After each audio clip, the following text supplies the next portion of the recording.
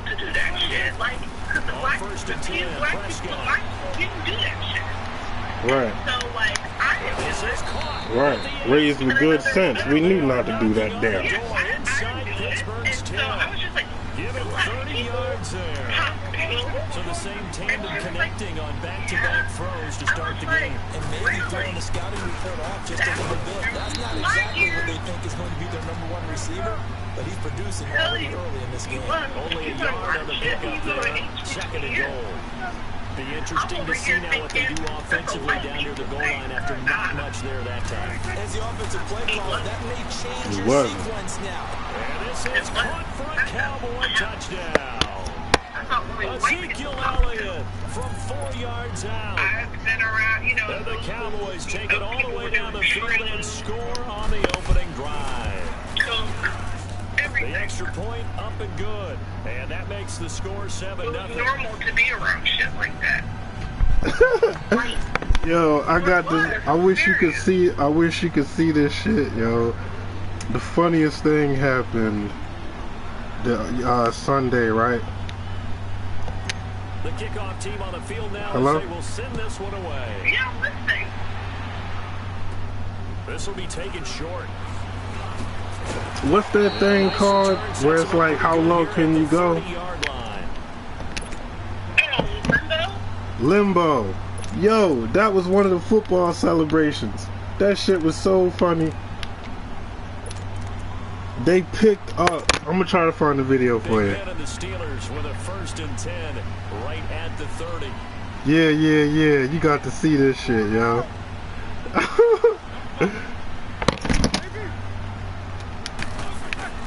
Now it's Roethlisberger.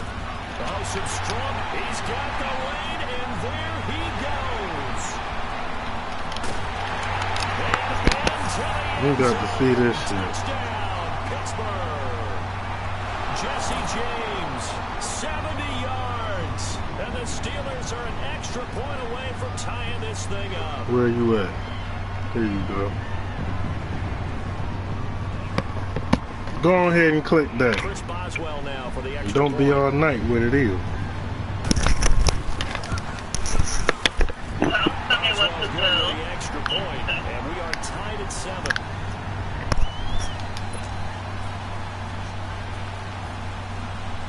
So we're right back where we started, all even as the kick's away. This will be fielded on the back line of the end zone. Dallas getting the ball again here on offense, and the Cowboys haven't been able to build a ton of momentum if you look at the 2018 they something else, ain't they? In fact, the first 7 weeks before the bye earlier in the year, it was kind of like flipping a coin. It was loss, win, loss, win.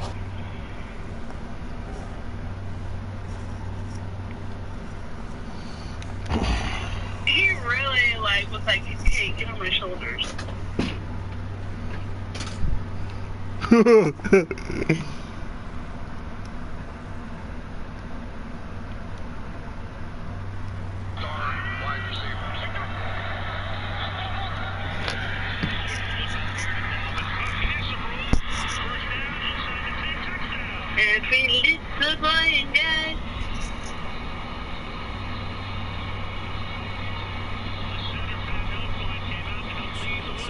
don't know what you make of this team. You would actually expect that coin to come up heads, tails 2 times in a row, wouldn't you?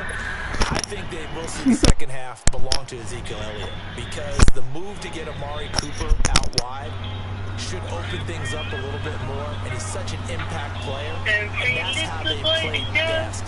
Him leading, running the football, and establishing the line of scrimmage. And also working in their favor, there's absolutely no one running away with the NFC East. Yeah, Redskins and Eagles did that damn boy. Obviously at the top, but you're right, just above 500. Looking outside, and he's got a man. It's Elliott. And they finally get him down, but not before he reaches the 34.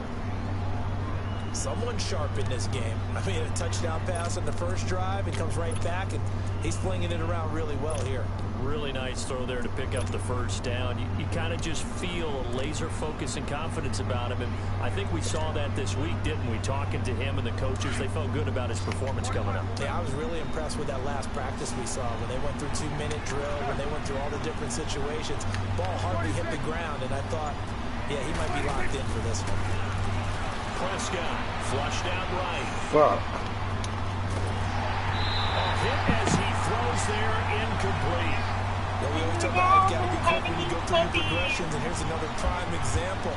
Trying to look downfield, he was standing in the pocket, but just couldn't find anyone open, could he? No, not enough time. They hit him and forced that incompletion.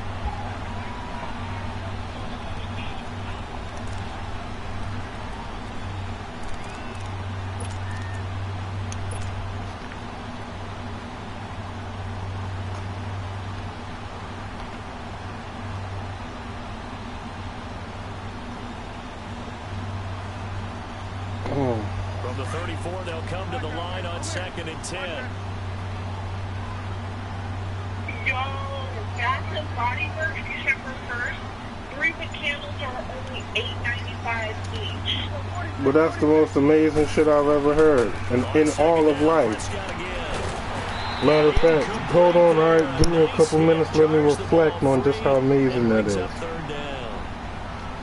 get a tight end like this, and you know he's used to dishing out punishment, but here, he's one that has to absorb the contact, and as a result, unable to hold on to the football. This offense is on the move, now 2 straight incompletions. Man, y'all something nice.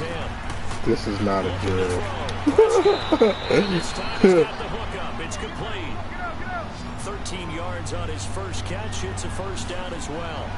Had the offense humming on the first drive.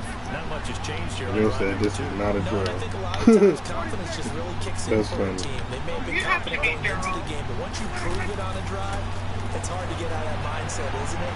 And look, let's face it, we can all... In a double coverage. Photographer arrested for having sex with a guest and urinating on a tree. Football back. Well, they thought they were going to break the tie. The defense had other plans. Phew, good thing it's the right woman. But boom, an interception. I don't know if this was a case of being a little bit too greedy with the opportunity to put points on the board, but give credit to the guys on the defensive side. Hung in there, battled, and made a key play.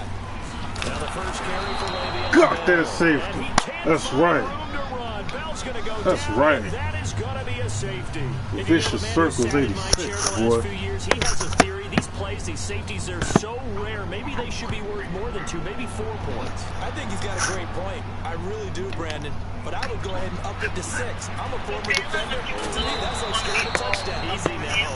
I'll Yep. go 4. I don't know about 6. Come on, come up to 6. A lot of points. But now Dallas gets set to take the field. He's still all up on me A now. tale of 2 extremes already in this game. A touchdown pass on their opening drive, followed by an interception last time out. Now, it sounds like things balance out, right? What's that mythological thing that we do? If you have a candy bar, have a diet soda with it, it balances it out. And we know that's not really true, right? Because the interception, that sting lingers a little bit longer. Got to come out now and put together some nice plays. So Prescott and the Cowboys now with a 1st and 10. Sometimes, at the not for very 33-yard long line. though. Your dog too big to get held. That bitch is overweight. Backwards. He'll be down at the 30. A loss of a full 3 yards, and now it's 2nd down. And Cameron Hayward's ability to take on blocks, hold the point of attack, and get upfield serves him very, very well. And that's because he know he gonna get good licking. That's because he know if you holding him, he can lick on you real nice. So now they have to contend with 2nd and 13 after the first down run. He goes like to back. sneak a quick licking in. What's the list? I forgot. I don't know.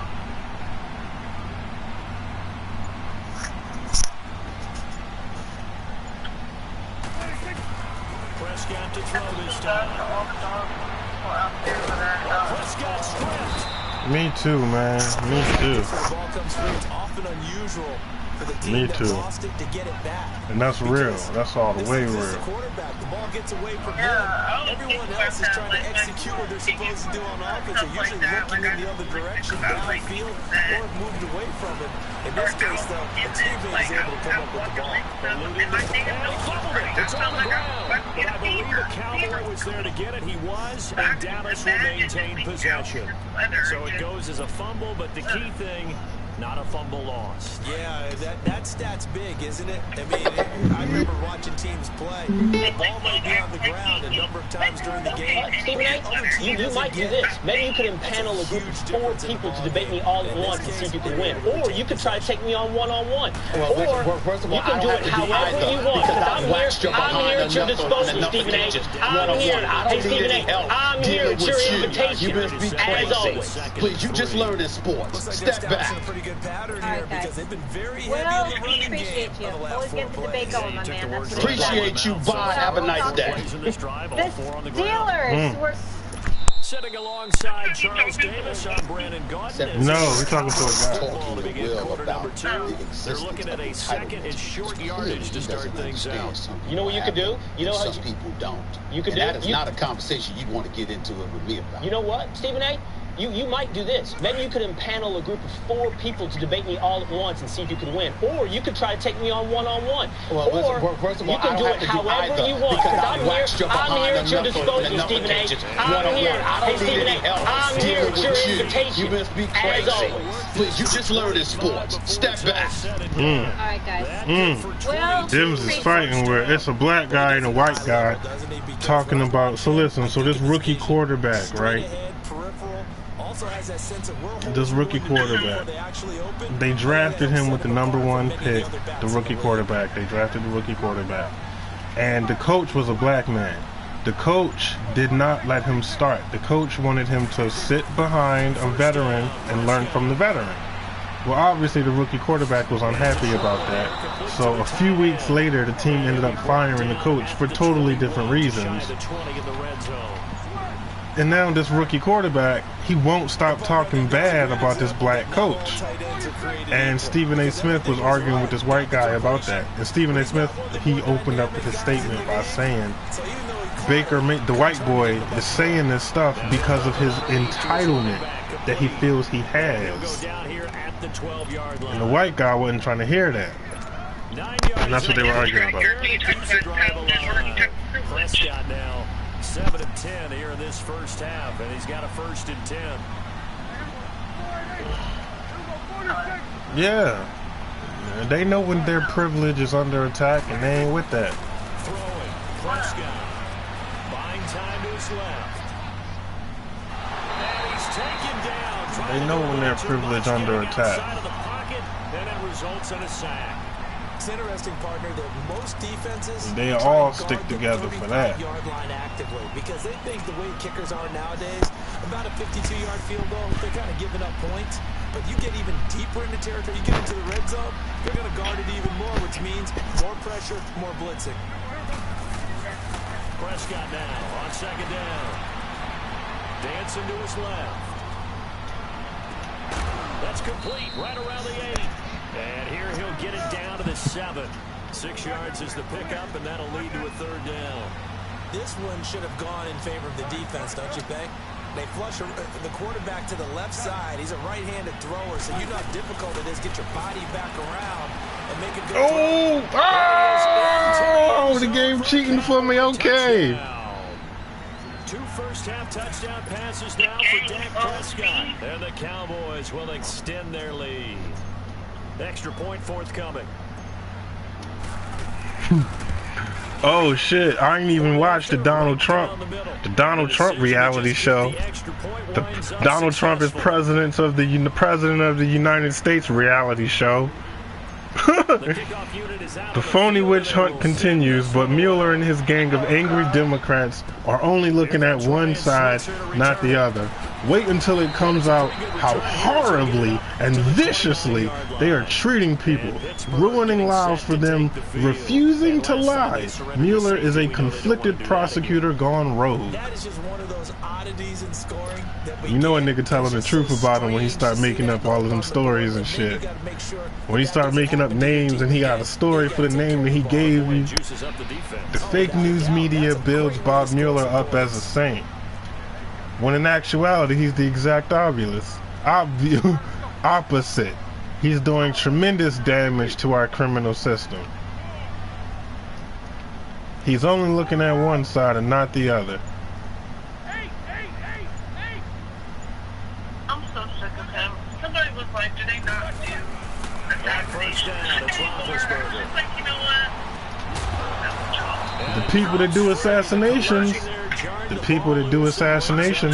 right, they all support him. Charles, a year ago at this time, I asked you what your Thanksgiving plans were, so I got a funny answer out of you last year. I'm going to ask you again, what are you doing for Thanksgiving this year? Trying to figure out exactly what time I kick everyone out of my house so I can just hunker down and watch what's left of the football schedule. That's what I want to know. Oh, come on. Your mother-in-law is coming in. It's going to be a great time at the Davis household. Well, she can stay as long Are you as she jealous wants. about the amount of candles them niggas racking up? They have an expiration time. What about the Well, I dogs? mean, I could have 50-50. Depends on how they act that day. Well, when things go awry, you can just get the car and head out for the airport because you got a game that I weekend. certainly do. I will be headed to Charlotte, Seattle, Carolina that Sunday. Looking forward to that one. But even while I'm jesting a little bit about people being at the house, some of you I'm not jesting about. Hurry up and get out.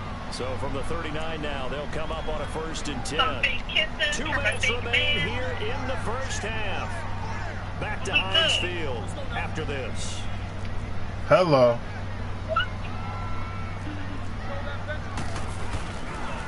Now a first down carry by Bell. And that'll get this one all the way up to about the 46-yard line. A solid run on first down, gain of 7, leaves him with a 2nd and 3. Because sometimes you get out of your gaps. You don't fit the run quite as well. Hello. Because you're headed towards the ball carrier with Those are good times. Second down, it's Bell. Those are good times. Outside, but they'll stop him behind the line. That'll be a loss of a yard, and it leads to a 3rd down. They'll get to the line here, but remember, it's also 3rd down. Now Roethlisberger going to hand the bell. That is not going to be any help as they dump him behind the line of scrimmage. This will be a 2-yard loss on the play, and that's going to bring. He don't even like that annoying ass dog, and you know that. It's the other way around. You know, like he loves everybody. Oh, yeah, that's right. This one complete right side to McDonald. And they're able to break away. They stop him a few yards shy. So certainly an interesting call there to go for it. And Dallas, they'll take over in terrific field position. But he's still nice. Freddie. God. Freddie's just really smart. Freddie doesn't like any dog. And Freddie doesn't like children either. So basically no living, anything that's living, talking, walking, and breathing, he got a problem with it, huh? Nobody. And so, now this is intercepted. My goodness. Picked off by Ryan Shazier. And they will take over at the 26-yard line. You know, Charles, it is hard to believe that we are sitting on the doorstep of Thanksgiving week. Already that time of year, but it always gives us good football. One of the games on Thanksgiving, Chicago and Detroit, that'll get the party started at 12:30 Eastern. One of the traditional games, Detroit hosting, Dallas hosting, but in this case, we will stay in the Motor City. And this is the longest-running annual series in the NFL. A lot of people think about Detroit and Green Bay or Chicago and Green Bay. It's Detroit and Chicago. They've met at least once a year since 1930, 178 times total. And they just met 2 weeks ago in Chicago and going to do it again. On 1st and 10, it's Roethlisberger. He's going deep for Brown. So they took a shot on 1st down, but couldn't connect. The one thing that I've liked defensively is that they've shown him a lot of different looks here in the first half. They've come after him. They've sat back. I think that's what you need to do to keep an offense guessing. And they certainly have kept them on their toes. That's why they haven't had much success on the scoreboard.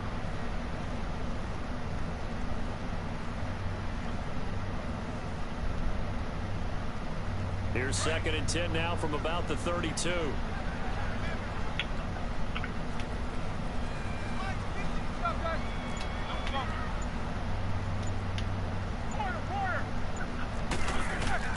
Second and 10. It's Roethlisberger once more.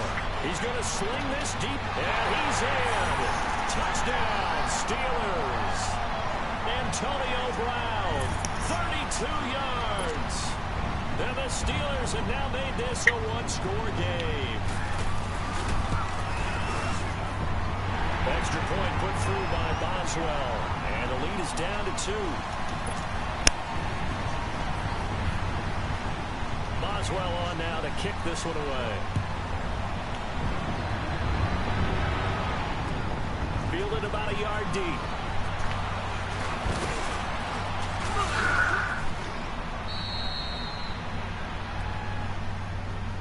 The Cowboys offense heading back out and ready to go again. And with time quickly fading here in the second quarter, not sure how aggressively, offensively they want to play this. I think we'll find out just how much they trust their guys in this situation if they decide to take a shot. A little under 30 seconds to go. We'll see how they play it here on 1st and 10.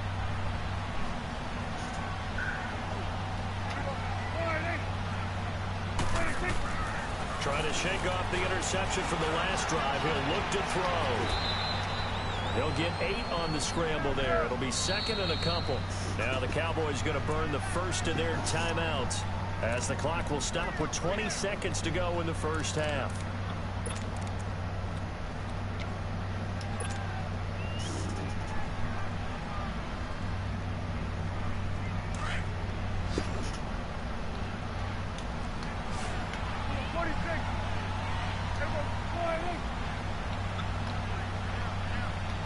What game you playing, Madden?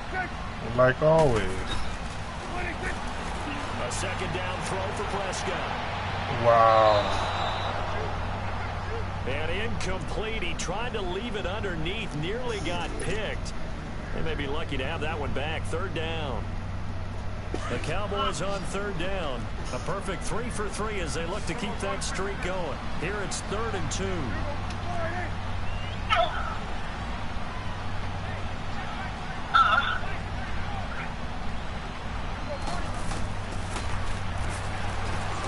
From the shotgun, it's Prescott. And that'll be incomplete with 11 seconds remaining now.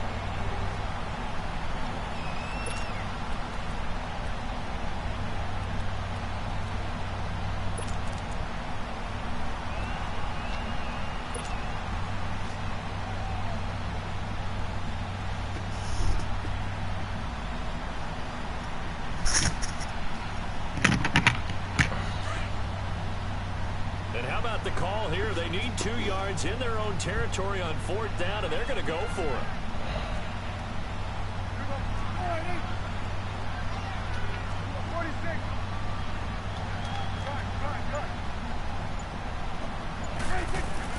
They're indeed going for it. It's Prescott. Oh, for what? With just 6 seconds left on the clock.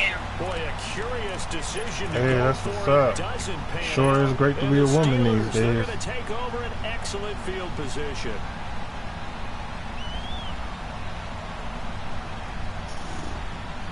The 4th down run successful. Now they look to pay it off on 1st down.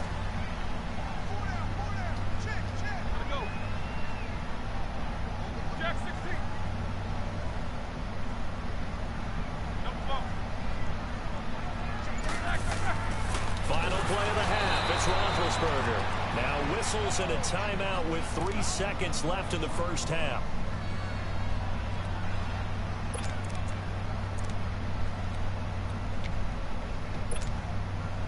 Work to be done here on 2nd and 16 after the sack.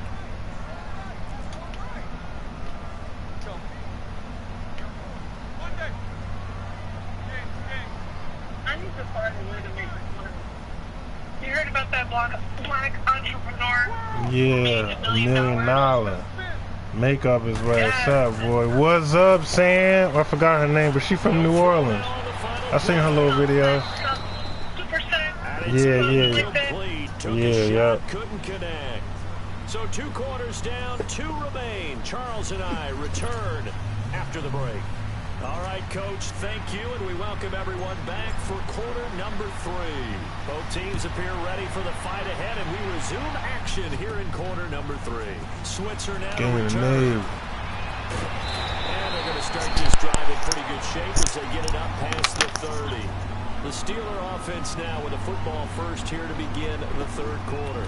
We have not seen much on offense here from either side these last few drives. We've hit a wall, so to speak. And have hit it hard, haven't we? Because the defenses right now, they seem to be a step ahead, don't they? Beating them to the point of attack, beating them to the punch.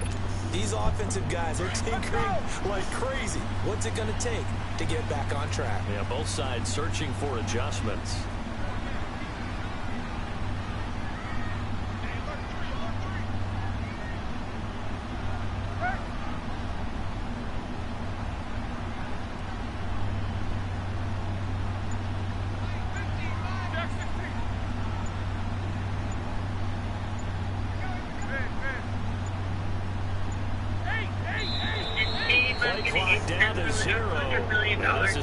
I'm so happy for her. That's what's up. Of course, and that moves him back 5. I'm doing everything wrong in life. Well, you try to do, hey, do something that's gonna make you some money. 'Cause teaching ain't it. Play of game backs him up 5, first and 15. Education ain't it.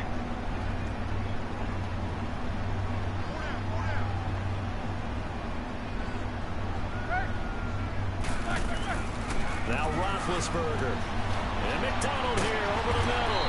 And he'll get it out near the 40 to the 39. 13 yards there, offset some of the penalty yardage as it's second down. Seeing that play and understanding just how tough it is to cover tight ends, especially the ones running around the NFL nowadays, makes me glad I didn't make it in that league. I would have had a really difficult time. But now you get to sit up here with me. Yeah, and that's fun. Le'Veon Bell, kiss him goodbye. And he just falls short down at the 1-yard line. And for those worried about whether or not Le'Veon's explosiveness would return, I think we just had our answer. ACL? What ACL? This guy's back running as if he were totally healthy and never had an issue. Here's the fullback. This is Roosevelt Nix. Pushing and fighting his way in for a Steeler touchdown. It's the fullback punching it in from a yard away. And the Steelers are able to strike for 6. Boswell good with the extra point, and the lead is up to 5. I just want Emily, fabulous baby mother, just to move on, girl. He ain't gonna like you. Boswell on now to kick this one away. I feel so bad for her. Maybe she don't want that. Trust me, she does. What y'all doing, bro? I don't got nothing. What y'all doing, bro? What y'all doing, bro? Of the second half. And last time out, went for it on 4th down, turned it over, gave them great field position, turned into 6 points, so they've got to recover here, Charles. It's amazing what one decision can do in the chain of events, right? The decision to go for it on 4th down, Caused all of that. it caused every bit of it, but it showed confidence. Hey, I've got confidence in you guys. Go pick it up for them. Didn't happen. Also showed confidence in the defense. They didn't pick up their end of the bargain, so now they've got to come back out and start over and rebuild that confidence. Escaping the pressure right. Nice way to start the drive. A gain of 12 and a first down. I think the last 2 plays really illustrate how difficult it is to game plan against this guy because you know he can throw the football, but how about his use of legs as well? What we call those broken plays. You can't. Prescott strips. Wow. Looks like Steeler football. It is. When I see a play like that, I come back to risk reward. I don't know about you, but is it worth it at that point, whatever you're going to pick up, to either take the hit, and in this case, lose the football? So should have gone down. I mean, hindsight's always 20/20, but that's the safe play. You're exactly right. Hindsight's really never wrong, is it? Because you can analyze it, but I think ultimately you got to look at it as a first option, taking care of the ball, getting what you can, and that's it. Don't worry about it anymore. So many times you hear today's NFL described as a space game. Get your best players into space with the football in their hands. That's why sometimes you swing it out to your runner, get him out in the flat, and let him have a chance to make people miss an open field. You can tell when somebody has big lips. This doesn't look natural. On second down, Roethlisberger. Right. Looking deep downfield. And that is caught. My son were not meant to have That one goes for 36 yards. Well, it's one thing to grab it with one hand, but when you make a catch of that distance, quite another. Yes, sir. I mean, that one right there. We keep talking about the high-flying antics that we're seeing from receivers nowadays. No matter what spot they start in, but when it actually does happen in the heat of battle, it brings me right out of my seat.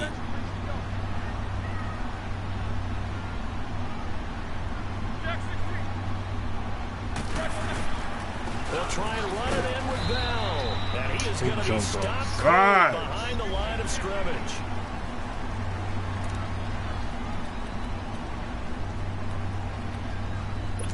So they will accept the penalty and move forward. The ball down at the 1 as they come up after the penalty on another 2nd and goal.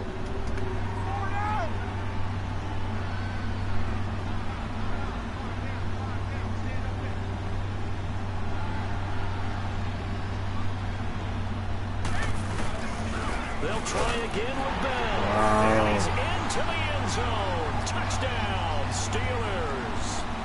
Le'Veon Bell taking it in from a yard out. And the Steelers are going to add on to their lead.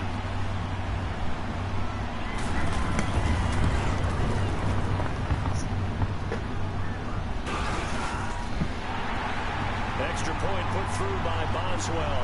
And it gives his guys a 12-point advantage.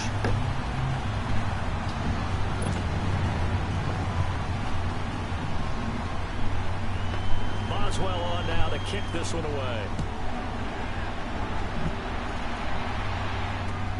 This is fielded at the goal line. Uses the spin. And he will be brought down here at about the 17-yard line.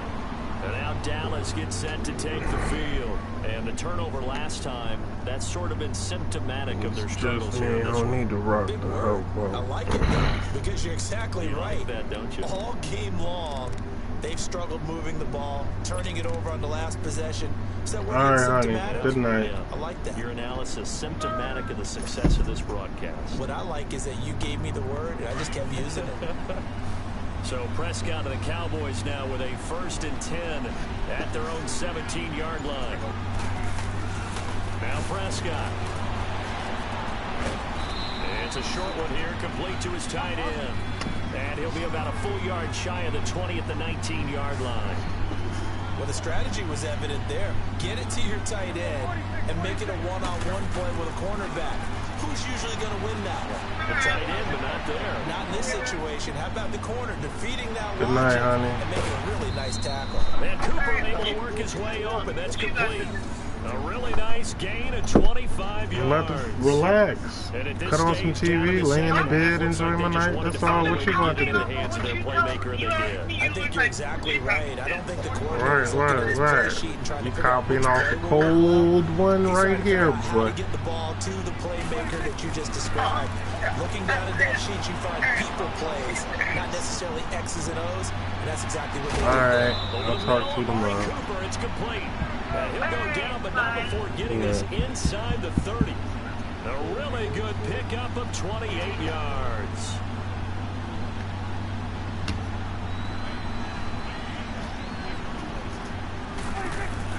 A 1st down throw for Prescott. And now he'll tuck it and run. Back now in Pittsburgh. It's the Cowboys in possession of the football, but they trail here as we begin the 4th quarter of play.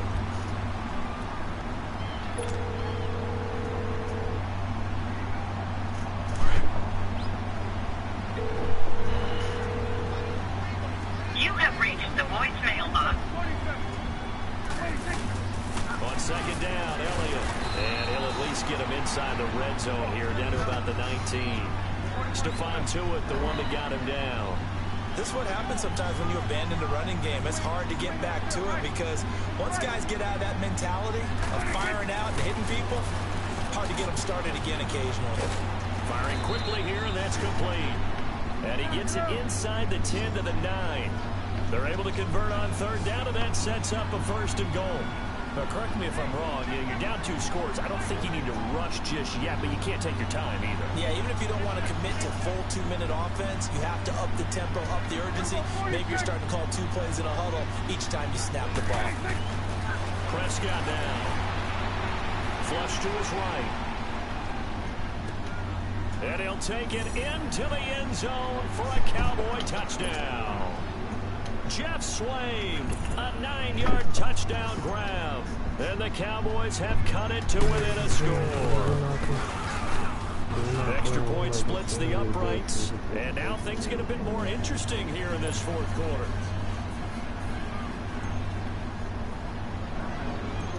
A 5-point game now as here comes the kickoff. This will be taken very short. And they're going to wind up with pretty good starting field position as they get it up past the 35. And Pittsburgh getting set to take the field. They're holding on right now to that slim advantage in a one-score game. And you hear a lot about 2-minute offense and 4-minute offense. Obviously, the 4-minute offense applies here. How do they run that effectively? Yeah, really what the 4-minute offense is you're just trying to grind the clock. So you want consistent gains, steady gains. Doesn't have to be big plays, but it has to be plays that gets first downs and keeps the ball away from your But certainly throwing the ball. ain't about to be none of that mucky ass shit. That hashtag winner bullshit that you love. That same fuck ass, suck ass, lame ass play that you Last want. catch short of the marker by just a yard leaves them with a very manageable 2nd and 1. You can did that.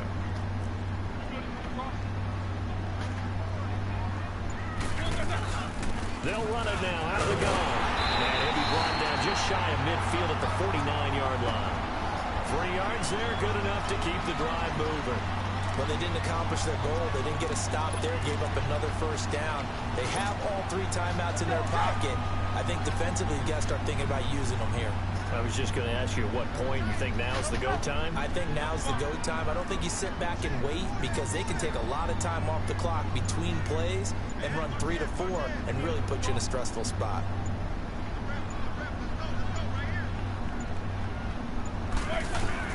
They'll throw on first down with Roethlisberger. And he still got that shit off, man. That's that bullshit, yo. This to the 25 before it's all said and done. A good pickup there, 26 yards. Defensively, they're okay with that. Short little route. That was so fucking phony, man. All right, cliche alert. It's time for someone to make a play because they've got to have something bigger downfield. They can't just take what they give them. They've got to force it and make something big happen for them.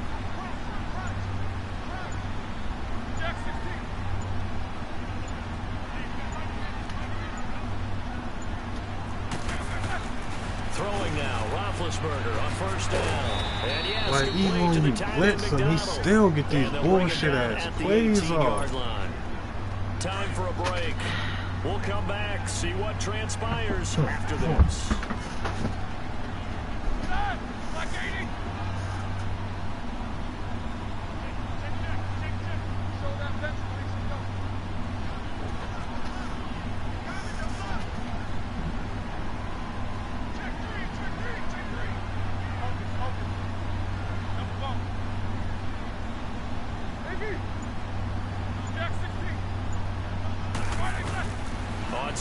Still got it off.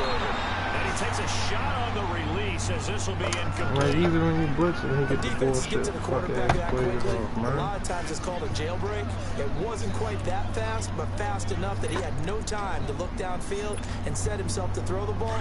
And as he tried to do that, he was hit and it forced an incompletion. Now, this is a big 3rd down, and you'd have to think we'd see a timeout right away if they can't stop him here.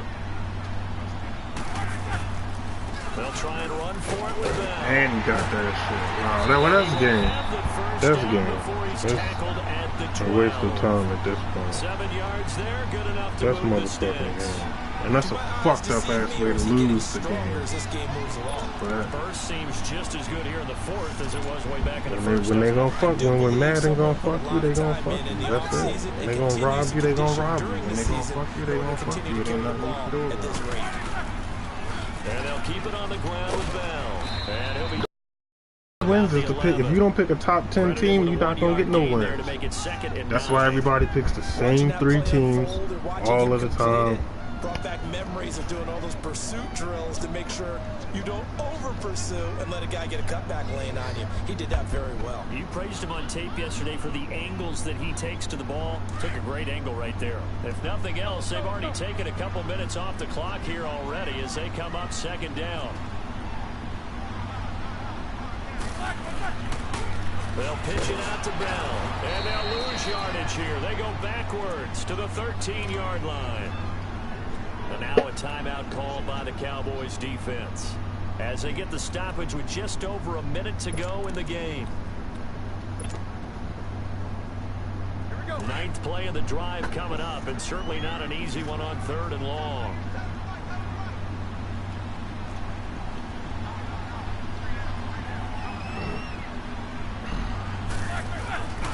Roethlisberger with a give to Bell. And they'll go backwards here, losing yardage to the 14.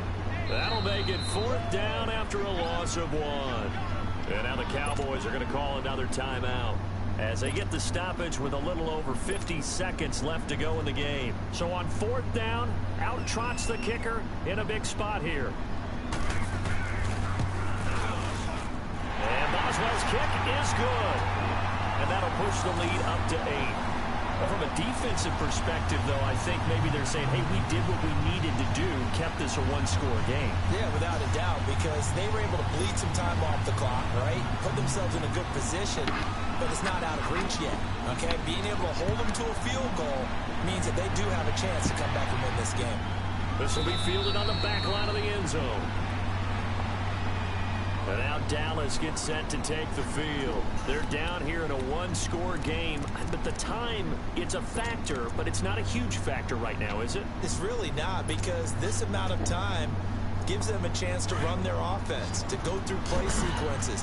And this is what they work on every week in practice, usually on a Friday.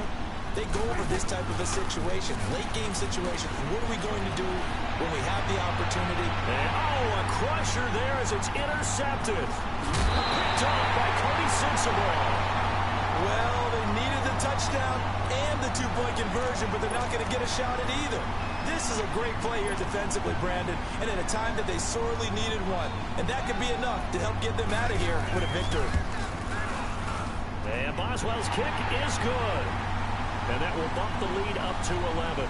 That's it. That's the game. Extraordinary here in the closing stages. That field goal. That's it. That's it. Madden hands out another. Hank gives away another win. Like I said, if you don't pick the Steelers, the Rams, you're not gonna win. The Steelers, the Rams, or the Chiefs. You don't pick one of them teams, you're not gonna get the motherfucking win. It's not gonna happen. You're not getting that shit. If you don't pick one of them teams, you are not going to win.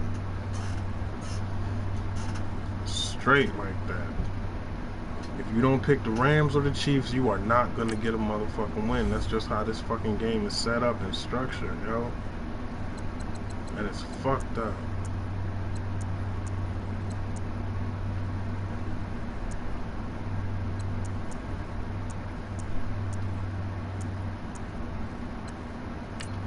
It's fucked up, yo.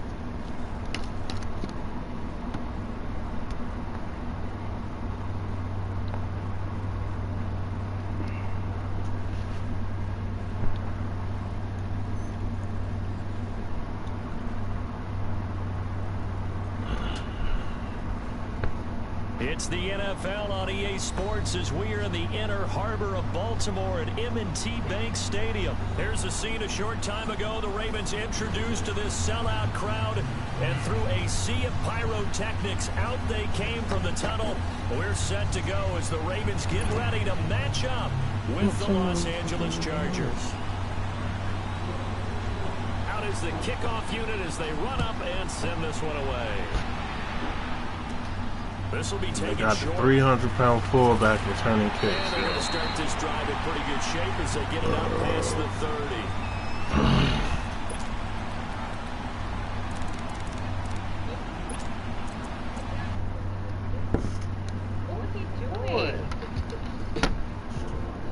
Here's what he had to say after the game, and we'll try to clear it up. He was saying what he had to say. You know what I mean? I really don't care. I mean, words are just words. It don't mean nothing to me. But we got to move on. Oh, yeah, most definitely. You know what I mean? We lost the game. We should have won this game, hands down. Like I say, I take full responsibility for this loss. What did he do specifically? Last one. Want to go? What did Shaq do? I mean, you see it. He's hitting Carlos back his head. You know what I mean? Carlos was getting jumped by whatever number. He's pushing them, then he come push them. Not, did what I had to do. Did what he had to do. Does this make sense to anyone up here? But the way he sees it, he was helping the team. Okay. The way we see it now, he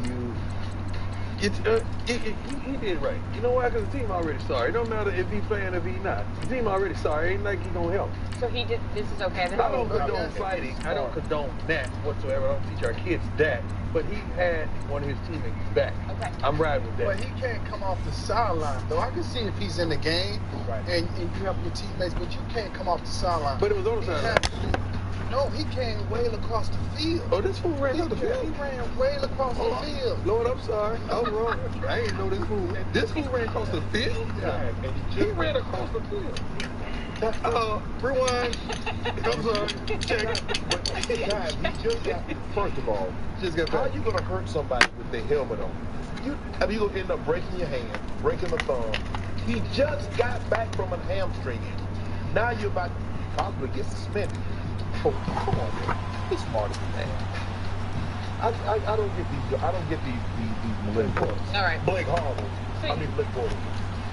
Did you say Blake Bortles? Okay, so Blake Bortles, 12 for 23 for just 147 yards. Dion, what did the Jags do? They got to part ways, man, because it's in the locker room.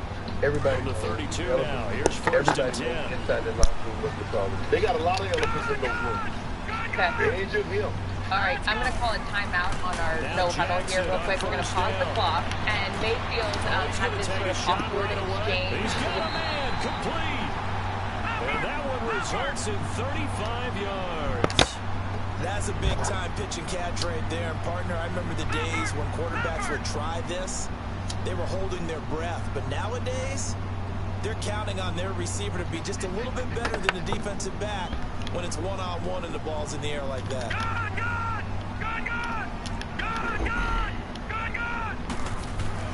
Throwing now, Jackson on first down. Steps away to his left. Now he'll throw deep left side. Got a man, it's caught for a Ravens touchdown. John Brown, 33 yards. And the Ravens have taken the early lead.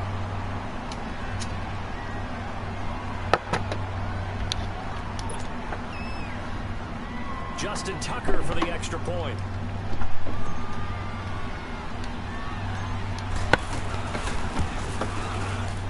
Tucker with the extra point, and it's now a 7-0 game.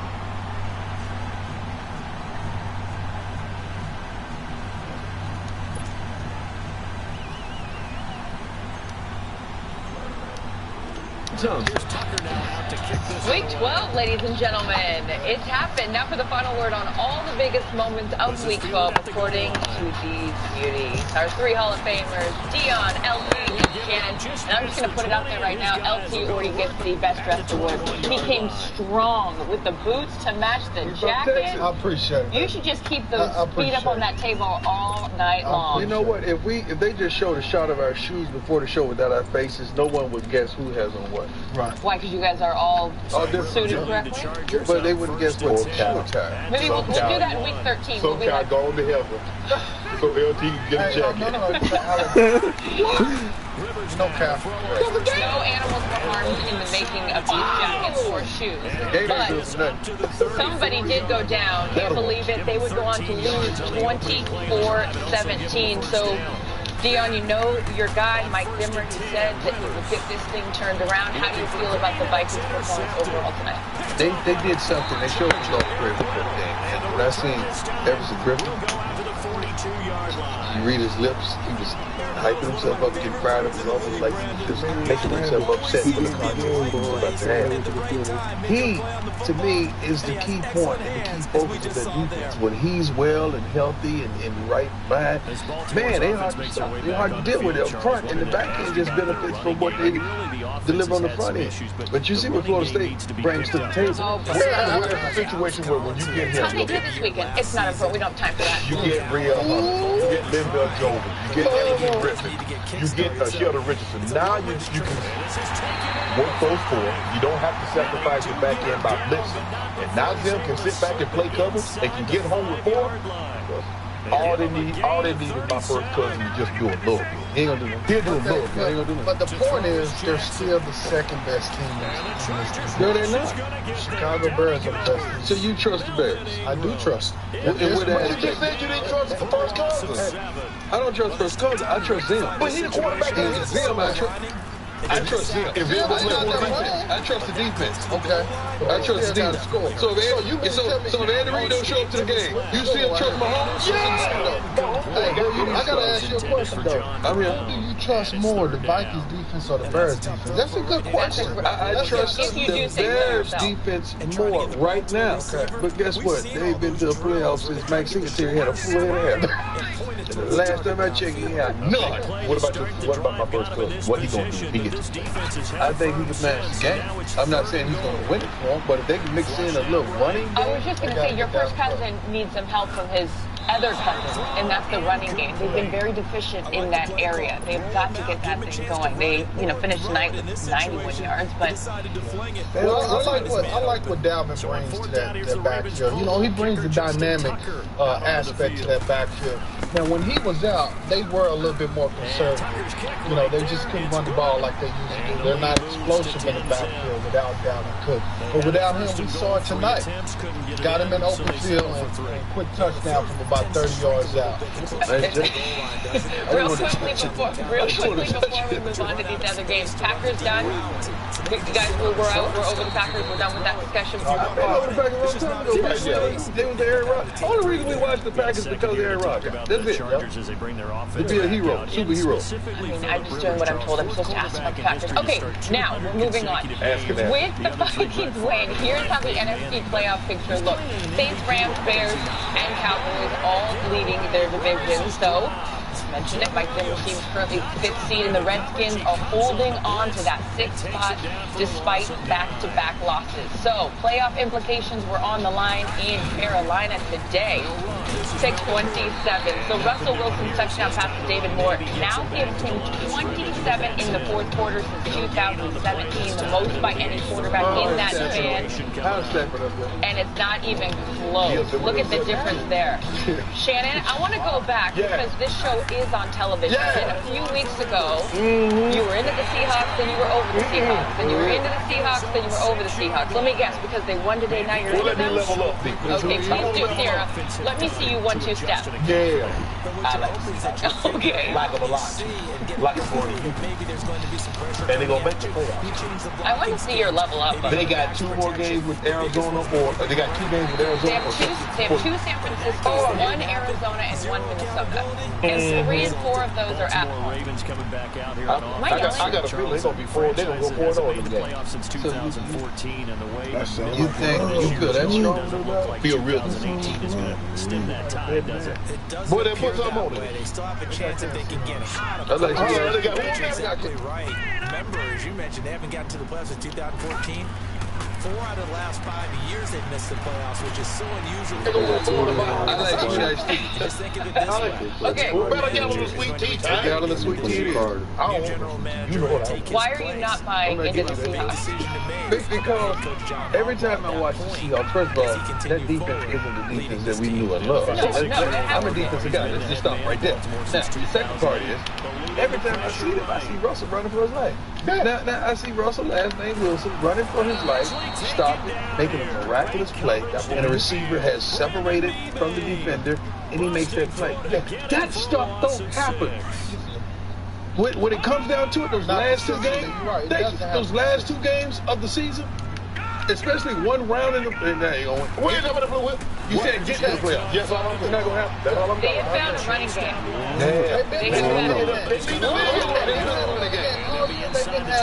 They have not been the #1 running team in the league all year long. But they have had a good running game. Over the last few weeks, they have really found at least over 150 rushing yards. Because Cam don't want to run no more. Cam ran enough today.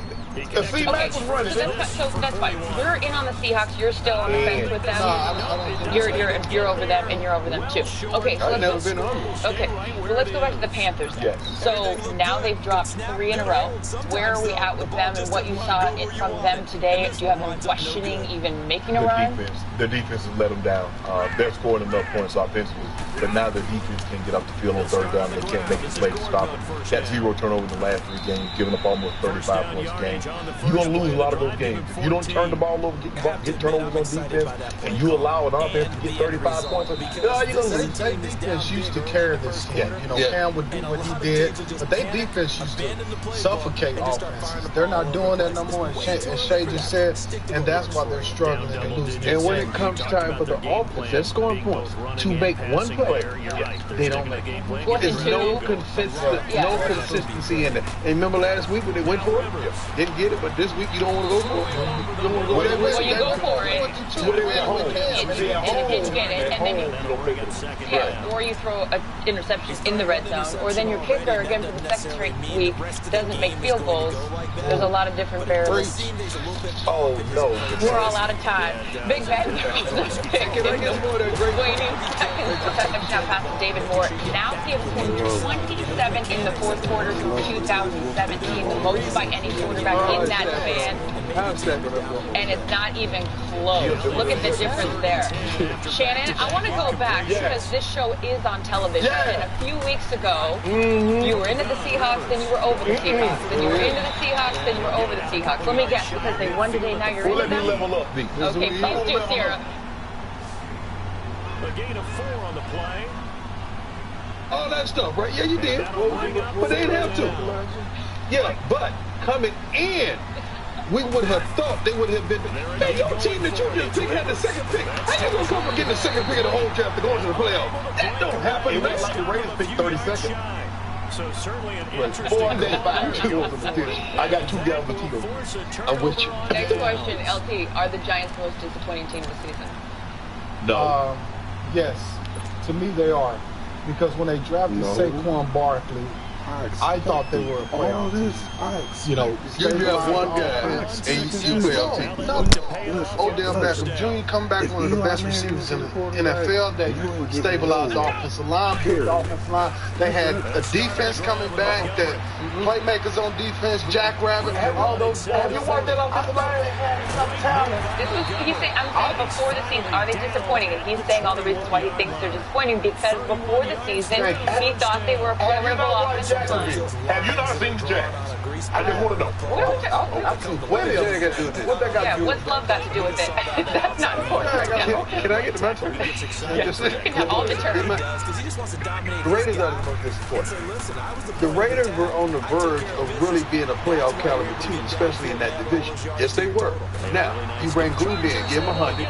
You know, Beast Mode was already there. You got your quarterback good and healthy and wealthy. You got a receiver core. You bring in Jordan Nelson. You bring in all that. You know, you bring in all that stuff, right? Yeah, you did.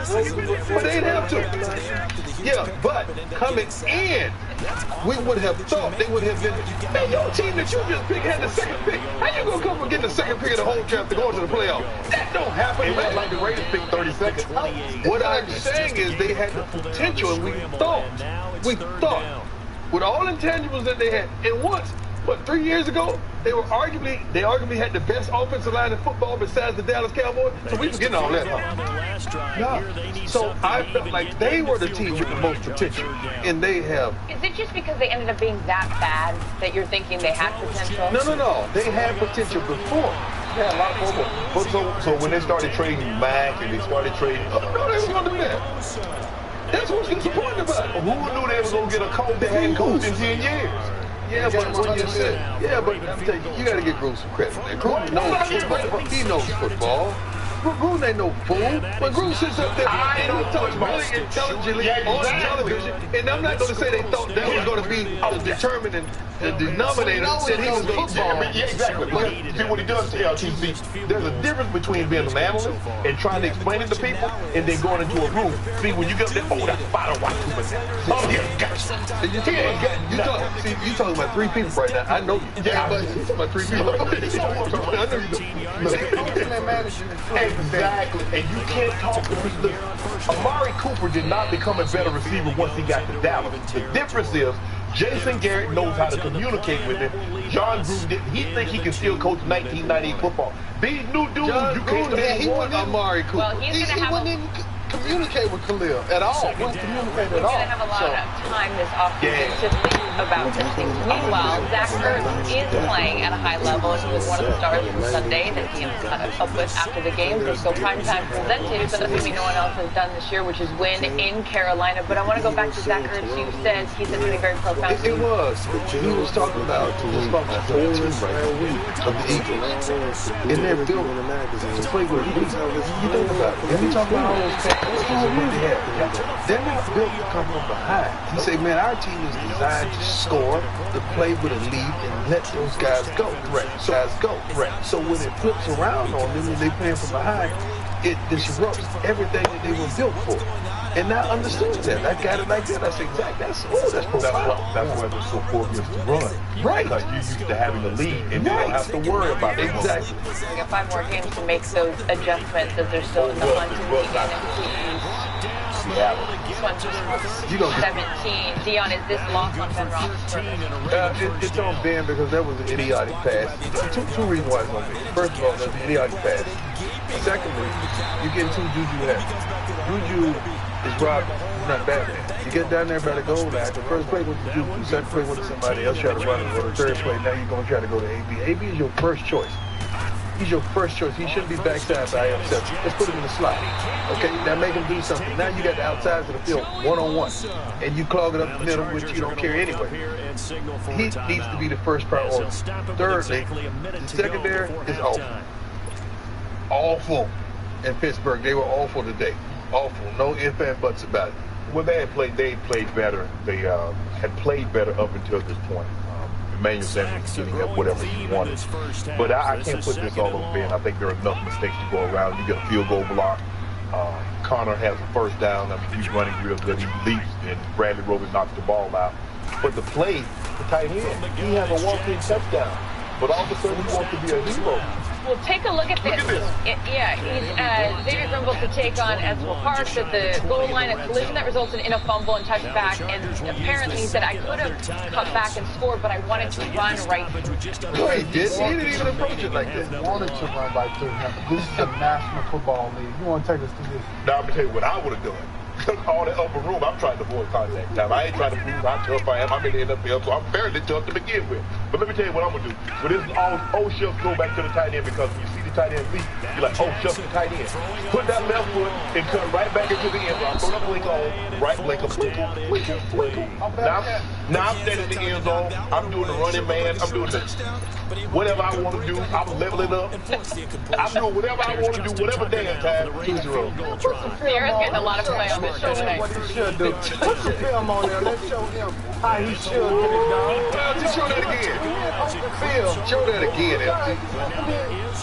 Just give him a little Looks like that bought you those shoes. That's what happened right there. But the thing is, LT, you know this. As an offensive player, you're trying to avoid contact. Now, there will be times that you got to go. As a defensive player, we trying to avoid contact. Fuck, I gave up the first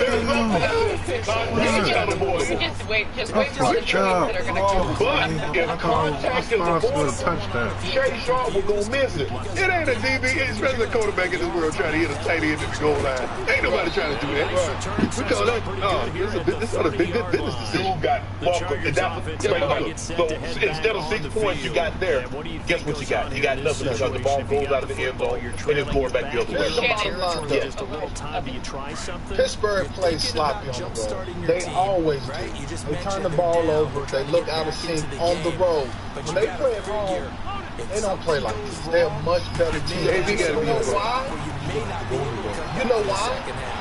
just like Tom said, their defense is not very good. Defensive teams always play better They're at home. inconsistent because when they, we talked about that this year. Okay, Shannon, real quickly, this is Broncos' remaining opponents: Bengals, Browns, Raiders, 49ers, Chargers. They're gonna win all. Huh? You said Broncos? You gotta stop. I know we got Case. I mean, now you we. You we again. I'm trying to get. No, he owns a Wii. It's the game. It's the Nintendo game. Oh, we gonna win like 3 or 4 of those games now. We're not probably gonna. Well, this might give you some more clarity. Here's how the playoff picture looks in the AFC. Okay, you got the Chiefs, the Patriots, the Texans, and the Steelers all leading their division. Chargers, Ravens hold the wild card spot. They're gonna stay there. The second best team might be the top wild card. And that's the Chargers. They might be the second One of best those team. teams that's in. Colts are now on a 5-game winning streak and top 5 in points per game and points allowed in that span. They're also +6 in turnover differential, and Andrew Luck has now thrown 3 touchdowns, as I mentioned before, in case you guys weren't listening, in 8 straight games. 8 straight. It's impressive. Okay, Dion, will the Colts catch the Texans? No. The Texans are the class of that division. No, the Colts won't. You were going to say Peyton Manning, is that what you were saying? You were looking for the Peyton Manning thing? Okay, sorry. Yeah, he tied Peyton Manning with 8 straight games with 3 touchdowns. Sorry to interrupt you. They're not going to catch them. Okay. I agree. I don't even need to believe at this point. This one's a big Colts fan over here. He ain't no fan. He just want to like Andrew Luck because you know what he's like. You ain't never like Andrew Luck. I saw you talk about Andrew Luck. I got a dog one day. I talk about a lot of other people too. I saw it myself. Yes. What were you saying about Andrew Luck? What did you say about Luck? When I talk bad about somebody, I give them what they deserve. I don't just pile on you if you don't deserve it. He deserved it, and I gave it to him. So now you back. Too many hits, too many turnovers. So now you back. He take care of the ball. Now you back? Except today. I'm back. I need a map to follow along what you're into and what you're not into. I'm into football play. When they play good, I talk good. They play bad, I talk bad. Now you're starting to sound like his whole motto in life. Yeah. Out comes the Chargers as they'll go Okay, so we can all agree on that. to start this third quarter. Okay, fine. So, again, for those of you following along at home, the Colts now second in the AFC South behind the 7-3 Texans. So Houston plays on Monday night against the Titans, but they'll take the field with a heavy heart because Bob McNair, founder, chairman, and CEO of the Houston Texans, passed away on Friday. This was McNair's 17th season at the helm for Houston. During his tenure, the team had 4 playoff appearances and 4 division titles. McNair also served as the league's chairman of the Finance Committee. Commissioner Roger Goodell released a statement saying McNair cared deeply about the league and was generous with his time and willingness to share his insights as an exceptional businessman. Bob McNair was 81 years old. Woo-wee. Phillip Rivers had himself a day. LT, how good is your squad? They're as good as any team in the AFC right now. They're not better than Kansas City. Why come they're not? Because Kansas City beat the brakes off them. They're not better than Tom Brady. Kansas City 1 game ahead of the Chargers. They're not better than Tom Brady. You sit here and say they not better They than beat Kansas the brakes off you, and you They didn't lost. beat the brakes off the Chargers. Yes, they did. It was the first week of the season. LT. Did it happen during the 3 months season? ago. LT, ask him who he has in the Super Bowl. Go ahead, ask that question. They got San Diego. Okay, well then where are you yelling about your homeboy, who, by the way... We're talking about right now. Okay, So it's not San Diego. I got the LA Chargers in the Super Dion, help me Bowl. out here. You know what? Since they did play last week, we didn't get a chance to talk about it. Do you want on Monday? Do you want to talk about your homeboy? Yeah. He played good till later. You got real quiet all of a sudden. You didn't even know there was water over there until right now. He played good until the end. Yeah, but he'll get better. He'll learn from those mistakes. That was a week prior. Didn't we have a conversation about the MVP prior to that? Yeah, we're trying to make sure that we just hold him accountable for all this nonsense. So you know Jerry Bolton. Yeah. Okay. So He played with Broncos and beat the brakes off do what the Rams did to Mahomes next month. Okay. Hold on. Can y'all do it? Can y'all score that many points like the Rams? They scored 45 today. Against the Cardinals. I don't care. They scored 45 today. I get 2 touchdowns in the car right now. I get 2. You get 6. I'll tell you what though. We're about to That's crazy. Not good news though for Melvin Gordon. He got that knee injury. They think it's an MCL of course. I would love for them. They get the Steelers too. So we'll find out a lot about Steelers and Chargers. Yes, we will. We also found out a lot about Leonard Fournette. No, we did. Wow. Yeah. He was the only thing working for the Jags until he did this. What was he doing? Here's what he had to say after the game. We'll try to clear it up. He was saying what he had to say, you know what I mean? I really don't care. I mean, words are just words. It don't mean nothing to me. But we got to move on. Oh, yeah, most definitely. You know what I mean? We lost a game. We should have won this game, hands down. Like I say, I take full responsibility for this loss. What did he do specifically? What did Shaq do? I mean, you see he's hitting Carlos back his head. You know what I mean? Carlos was getting jumped by whatever number. He's pushing him, and he can't push him now. You know, did what he had to do. This is what he had to do. Does it make sense to anyone up here? But the way he sees it, he's helping. The way we see it, now he did right. You know why? Because the team already sorry. It don't matter if he's playing or if he's not. The team already sorry. Ain't like So he did. This is okay. I don't condone fighting. I don't condone that whatsoever. I don't teach our kids that. But he had one of his teammates back. I'm riding with that. But he can't come off teams. Run your offense. Run what you do best. Exactly. Put it all the way. Today you're going to get one of my favorite plays, Spider to wide banana. I'm going to tag it with Seal, but I want to run it for strong right slide. Z right. So real quick, I'm just going to show you a simple play that everybody runs. We can run it in short yardage. We can run it in goal line. We won't shift today. We're going to put the tight end to the right. This is going to be strong right. The fullback is going to line up in a strong position. You got me? Yep. Strong right. The tight end goes to the right. Fullback's in a strong position. So that's strong right. Yep. Slot tells the receivers the Z and the X to go away from the ball. So I got to say strong right slot. Yeah. I'm going to tag it with Z right. Might give you Jerry Rice or Tim Brown. We might want to bring the Z in motion to the right. Strong right slot, Z right. The protection is Spider 2. I want a full slide to tackle, the guard, the center. We're all going to slide hard to our left on Spider 2. Yep. And the back goes to the right. You with me? Both backs. Yep. What I love to see this fullback do is attack that edge rusher like he's cutting them. Yeah. He's going to bluff them right into the flat, 1 to 2 yards deep. And the tailback, he is going to take over the defensive end. He's going to cut his outside dive. Yep. With me? Yep. Fullback's going to bluff him. He's the primary receiver in the flat. You're going to reverse out, take a 6-step setup, and you're throwing the ball to the fullback on Spider 2 Y banana. Yep. Y banana, 8 to 10 yards, depending on how clean he gets off. Today we're going to run him out of corner route. This is 4th down. Yep. I don't even want to consider him. I'm going to make him an alert. That corner peeks in the backfield. Got to be clean. I really want to be taking the fullback. The Z's going to come across and snap this 3 or 4 yards outside the tight end. Tight end's going to go first. Z's going to go second. He's going to run a 6 to 8 yard depth setting shallow cross.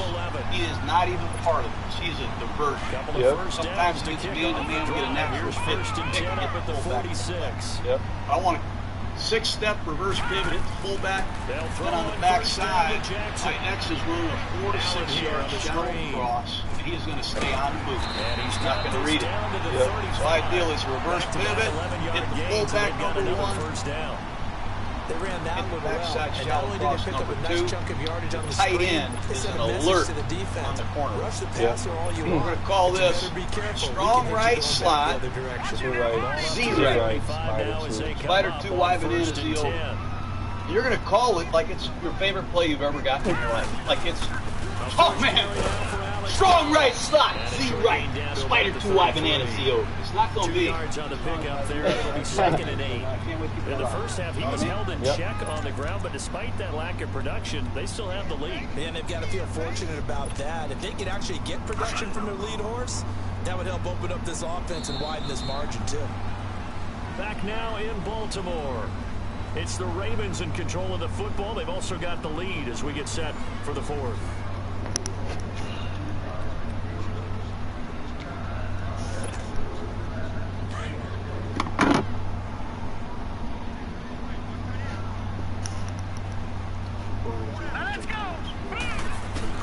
On 2nd down, Jackson nowhere to escape, and he goes down. This has been a tough one for this offensive line. It appears almost like they've been on roller skates this entire game, the way they've been pushed around. 6 sacks given up in this one. Throwing on 3rd and long. Jackson. And he couldn't hang on to it through the contact. Incomplete. We've seen good cover skills on display throughout this game, really from both teams. And there's another nice example there of them making it difficult to complete a pass. I get it. But no.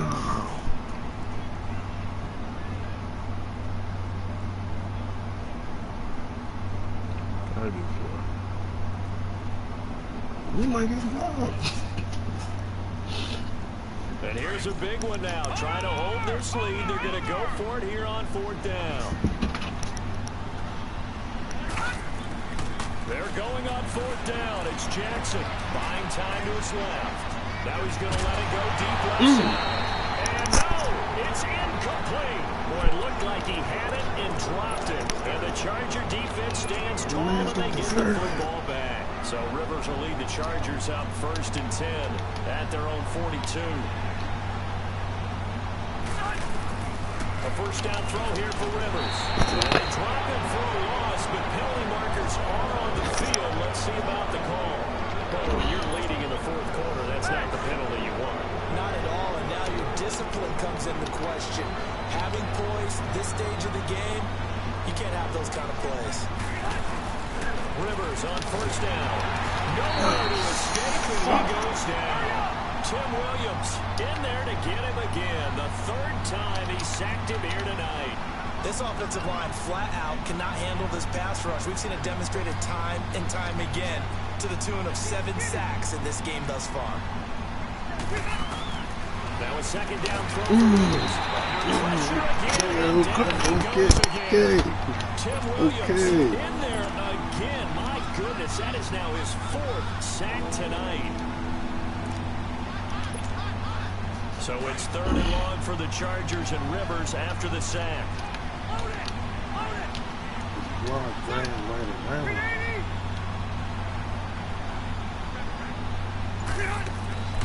Working out of the gun, Rivers. Got him! That's right. That's right.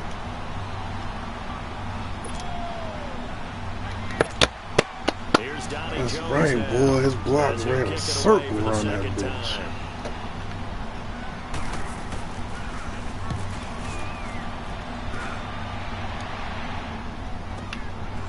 Jones on the return.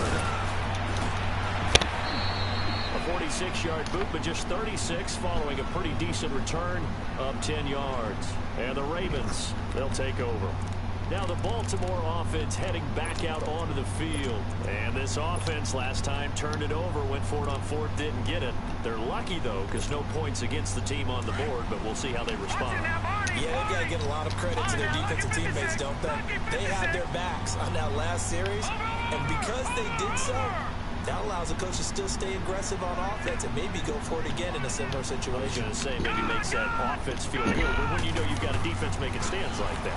Yeah, that'll loosen up things a little bit, won't it? Maybe you'll play a little bit better the next time you have the ball. Airing one deep for Crandall, and that's caught inside the 35. And he takes it all the way down to the 32. A big play that time for the Ravens. 41 yards.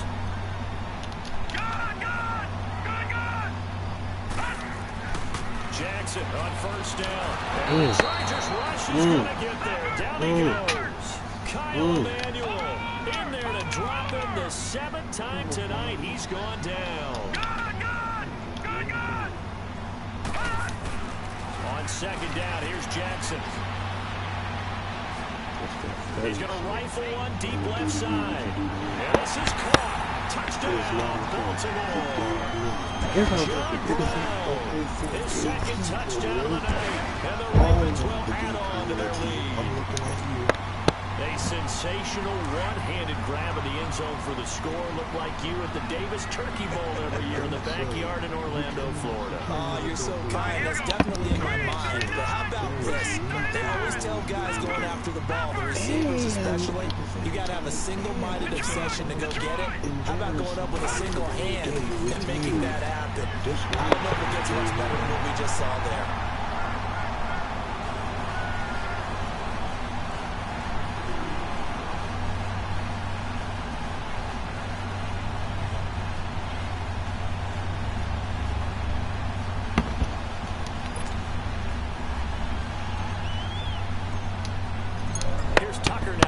Kick this one away.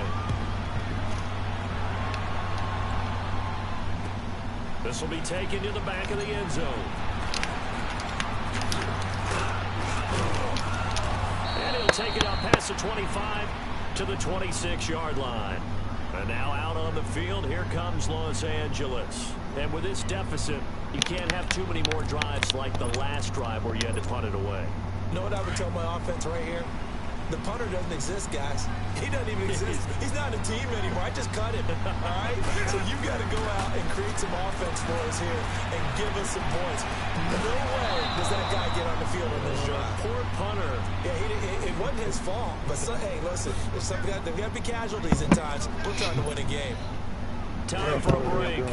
We're back to finish this one off after this. So one play, and they're already just shy of midfield.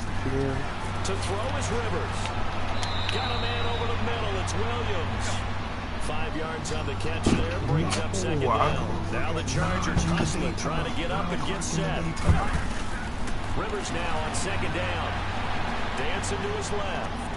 And that's off the mark. Incomplete. We have not seen a whole lot of wide-open receivers. Everything seemingly has been contested. And that's another nice job there to force an incompletion. They've been very cohesive, knowing each other's moves all game long, and they've been on the spot just about every time. And they've held them in check on the scoreboard. They'll throw again. Rivers. And this is going to be incomplete. Very difficult night for the guys on offense. They've got to be looking at each other in the huddle and on the sidelines. How are we going to find some open space to complete a pass and find open room to run?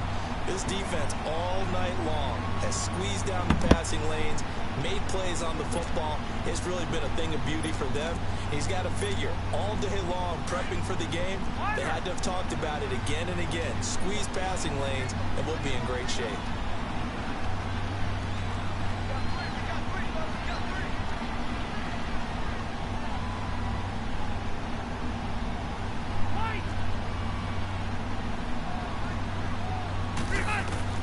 Desperation time. Rivers on fourth down. And that is incomplete. They had to go for it with such little time remaining. And the Ravens are going to get the football back. So with that, we can just about close the book on this one, Charles. Yeah, what's the old expression about slim and none? Well, Slim just left town on that They're one. down to none? Yes, exactly right. All right, here we go. Green 39! Green 39!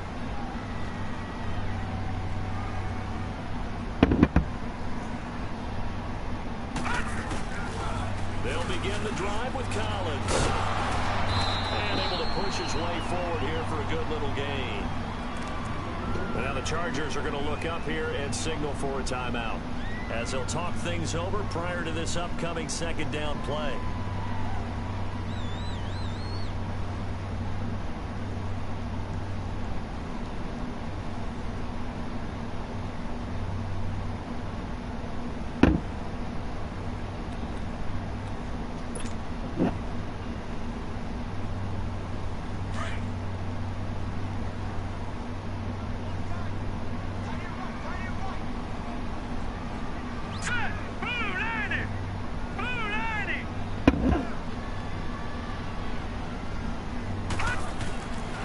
Jackson's going to throw it. Flushed out right. And seeing nowhere to throw, he chucks this one away from harm. Incomplete. Now it's 3rd down.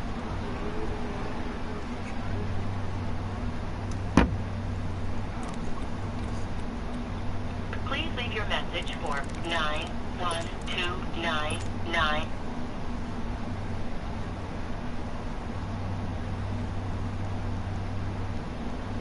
The Ravens on 3rd down. They're struggling. 0 for 6 thus far. This will be 3rd and 5.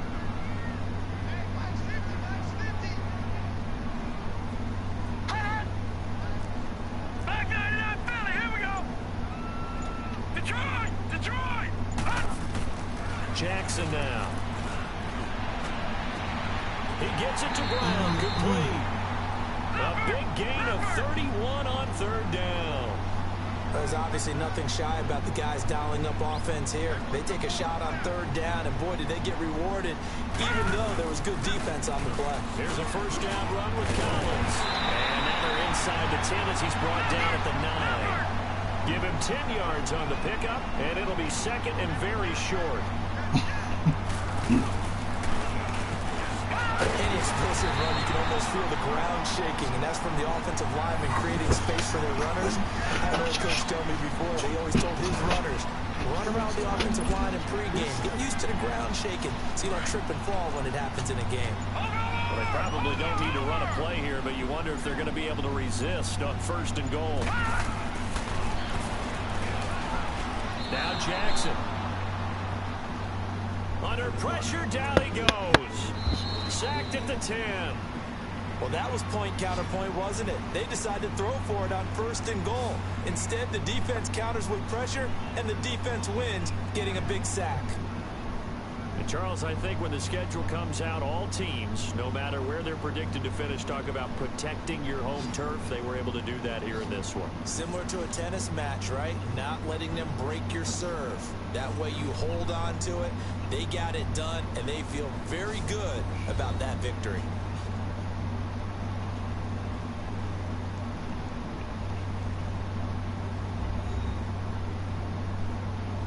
So that'll just about do it for Charles Davis. I'm Brandon Gaudin. You've been watching the NFL on EA Sports. For more, log on to easports.com. The Ravens are victorious here as we say so long from Baltimore.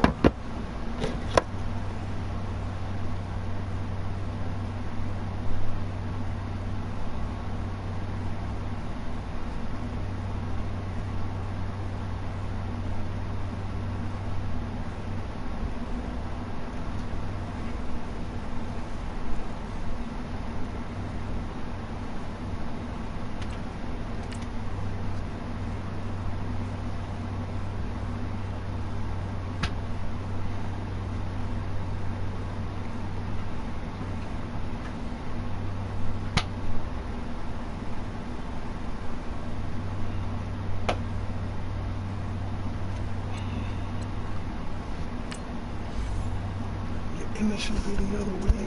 Like, understand, listen, when I'm telling you to go here, I want that, so I'm going to do this. When I'm pushing you out the house, I'm pushing you away, it's not for no reason other than love. This is love pushing you away. I do not want you to stay around here and stick around here and inherit my problems. Okay? Listen.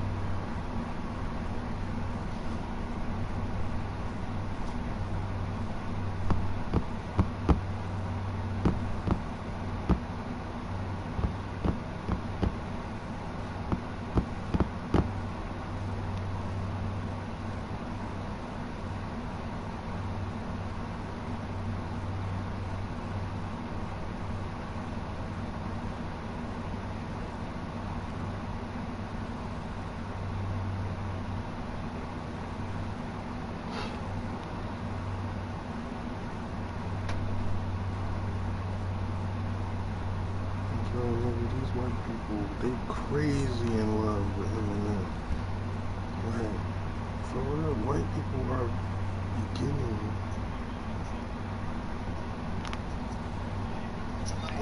Который поднимал голову. Так они поступили с пантерами.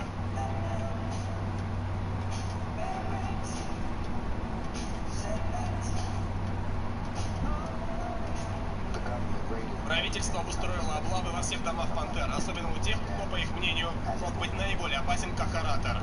Поэтому они просто ворвались.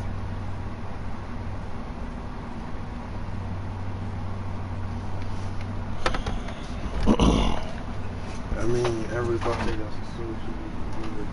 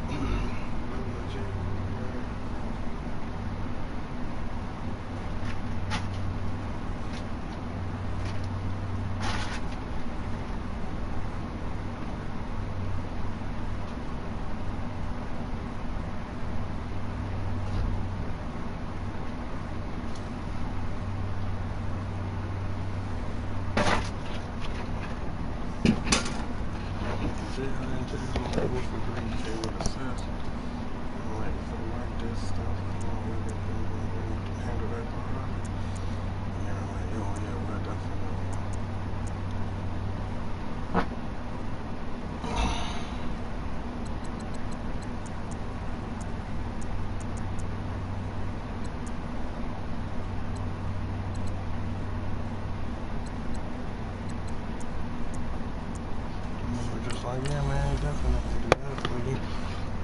So, they gave me that blessing and it was on, man. Strumming my pain with his fingers. You ready for this? Singing my life with his words. I've never been more ready for anything in my whole life. Killing me softly with his song. We are drinking new life. Tish gonna have fun his baby. I hope it's a boy. We're gonna have a baby. I'll have you out of here before this. Sure about that? You're not by yourself. These are our children, and we gotta set them free. Gotta hold our baby in my arms. I'm with you. You trusted love this far.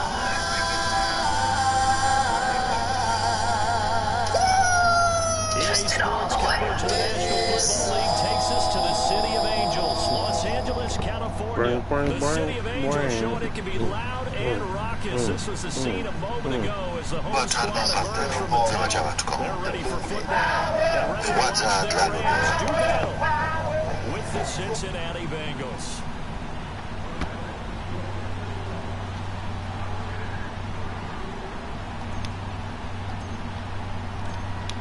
Here's Randy Bullock now to put toe to leather, and we are underway here in Los Angeles. This fielded a few yards into the end zone.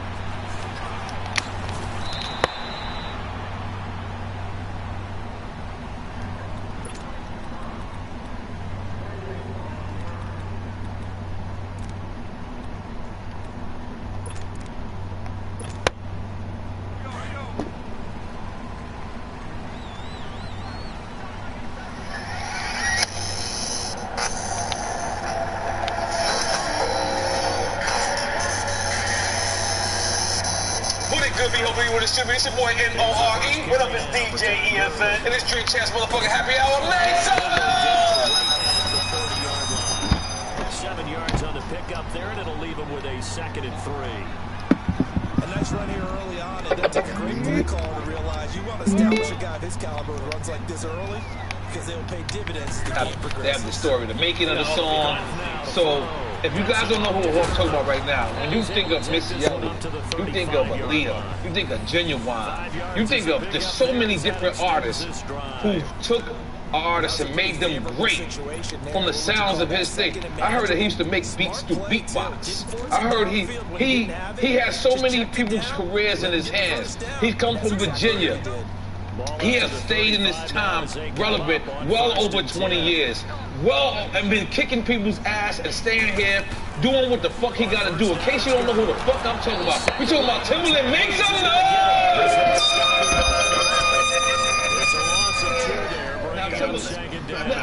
Now, we want to this is a historic show. We want to take it from the very, like, beginning. I think quarterbacks gotta see that. Prior to you actually making beats. So, how did you even start beatboxing? Like, I think it was a contest back in Virginia, this place called Stars. I can remember. And I was beatboxing, I always thought it was, okay. But then it's like my main passion was DJ. And how I got into making beats is the music. You know, like every season you got a drop season. Whereas it's like the music you ain't like, you ain't feeling. So I'm like, let me just make a beat. And then my mom brought this Casio keyboard on 7 seconds. Let me try to make it beats so I can blend records to it. So we had to be very creative back then. I just sat with my beatbox. I just had my beatbox till I got introduced to a studio. You know what I'm saying? And then, you know, really like when I got introduced to a sample that can sample on in a second. So then it got to the point where I got EPS, something like that, a keyboard with sample 16 seconds. So that kind of gave me 1 second, 16 seconds. Back then was like 16 minutes. So I just took what I had and I went past it. I think they accomplished that. But sometimes you have plays for it. It's not always a first down. Get a little bit closer, make it an easier shot. Yeah, sometimes you just have to concede. They know what you're so he kind of, and it made me think of Teddy Riley. Immediately, I know Teddy Riley's relationship to Virginia. What do you think when you hear a person like Teddy Riley say that he might have been a first person? He went nowhere. He'll lose yardage back to the 29. Correct. No way! I would say he's almost correct because when you listen to Lean On Me, like all the Big Daddy Kane, all the stuff that he did, he had good Big Daddy Kane. He gave a lot of different bounces. Like this is Raw. Raw was kind of like the introduction to the New Jack Swing sound. And Teddy just took it and but he kind of introduced that. Because Teddy did produce the show with Dougie Fresh and Slick Rick. Yeah, he did. Teddy Riley. Yes, Teddy Riley produced it. Yeah. Look at me with that. So now, what does Teddy Riley mean in Virginia? Because I guess that was like, what do you mean to New York? He just moved to Virginia from New York. So it's almost like from New Jack City, Nino Brown moving into Virginia. You know what I'm saying? But he was from New York, so it was like, Virginia was like, we getting this big time producer from New York. Like, we was more excited about that. Right. Because he was already like. I mean, he was already big, yeah. Because like I thought you might have knew him from New York, like from the New Jack, from Guy days. Right. He was in New York, so it's like we knew. Right. But I guess New York wasn't like on it, like. But we knew in Virginia, like, ooh, because it was Guy, it was Teddy Riley, like, and he was coming to Virginia, so it was like, whoa. Where were the dudes from Rex and Effects from? They was from New York. They were from New York? That's what I'm saying. I thought they were from Virginia for some reason. I thought they were from Virginia too. You got me on that one. They're from New York. Right, they just moved to Virginia. Oh man, I definitely didn't know that. Did y'all have any animosity towards New York dudes moving there? Nah, because in Miami we did have a little animosity. Nah, it was exciting. You know what I'm saying? Because we Commonwealth. getting somebody. Them city boys getting locked up immediately, huh? Going up. It was cool. Right. Yeah. Well, trying to be bold on the opening drive of the game, but that effort proves futile. How many times have we talked with coaches where they've talked about taking the emotion out of their decision making? I think that opening drive, if he didn't have it in his head to go for it before, I think that keyed into it. They were doing so well, and he decided to really establish something there. They didn't get it. Now they got to make sure that they don't lose their focus. They'll roll him out right. And the catch made. It's Tyler Boyd. And they work this well upfield across the 45. 23 yards on the play. Looked like the defense put pretty good pressure on him, but he's able to flush out to his right. That's right. You got to be real. What is it to you? What made it New Jack? Accurately throws a nice pass for a first down. Sweet. That's why he had to say. I don't know why they put New Jack. Right. Back to throw now on first down. He gets this one to Boyd. James Brown did a good pick up there. 8 yards. That's why everything about it. If you go back to Stephon Drummer, James Brown would do nothing on that. But it was the timing of the drums? It was a different, like a. He was hitting the pockets to make people, to make the masses get it. So he let you think about it. Go back and listen to that record, Funky Drummer. I just could imagine them two in the studio, right? And it's like he walked in the studio. I'm just thinking like James Brown. So James Brown walked in the studio, and the drums. Hey, that's all he do on the record is ad-lib. So when you think about music today, it's all about that feeling, and that swing back then was like a new swing that made him do that. So when you talk about Teddy Riley, okay. So they found how to write in those pockets of that swing. So that was a faster swing than most songs from like. So it's like that's making the. How do you make a person do this without being? And we have Pusha T on here. Pusha T told us that you, Pharrell, and Mo Nallis went to the same school. And was Missy in that school too? Or no, she was from another town, Portsmouth. Okay, so hold on. I just need to understand this school.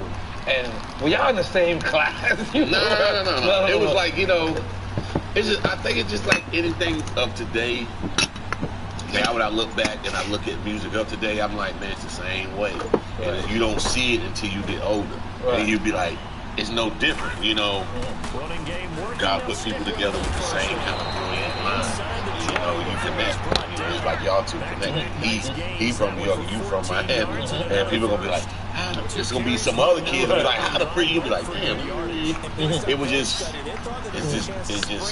supposed to be. And Pharrell was always Pharrell. When I look at Pharrell, there's nothing changed about him. Same guy. So how did you meet Missy? Missy, actually, a friend of mine introduced me to Missy, told Missy that she needed to meet me. And Missy came to my house and started doing music. She was like, oh. And you was an artist? Or? No, I was just doing beats. And she the one that I was just doing music. And she like, doing beats. And I was like, she introduced me to singing over hip-hop beats. And when she was singing, I'm like, I ain't never heard that before. Like, I never heard melodies over the music I was making, and she introduced my ears to some like new candy. Before you heard like Mary J. Yeah, she the one, like it was because of her she introduced me to singing. Right. You know what I'm saying? I was more Mantronics, Tribe Called Quest. We was fanatics of Tribe Called Quest. You know what I'm saying? So who did you meet first? Missy, Aaliyah, Pharrell, God has it's like I feel like you speeding right now, man. Like, I know, because I'm just saying, because stories that I want to hear. Honest, you know why Virginia's history is so rich, and a lot of people don't know it's that. Hip-hop history. It's real hip-hop history, yeah. So, like, who was the first one that you met that wasn't a star at the time, but later on you realized is a star? You know what? I think we just love music. I think when you love something, it's gonna take you it's gonna make you who you are. Like, think about it. When you made what was it? You didn't know. You just know the feeling of like, I know this feels big for me. Right. You know, I think that nobody knew who was gonna be a star. We just loved music, and we was dedicated. Different things. I think that's what makes us.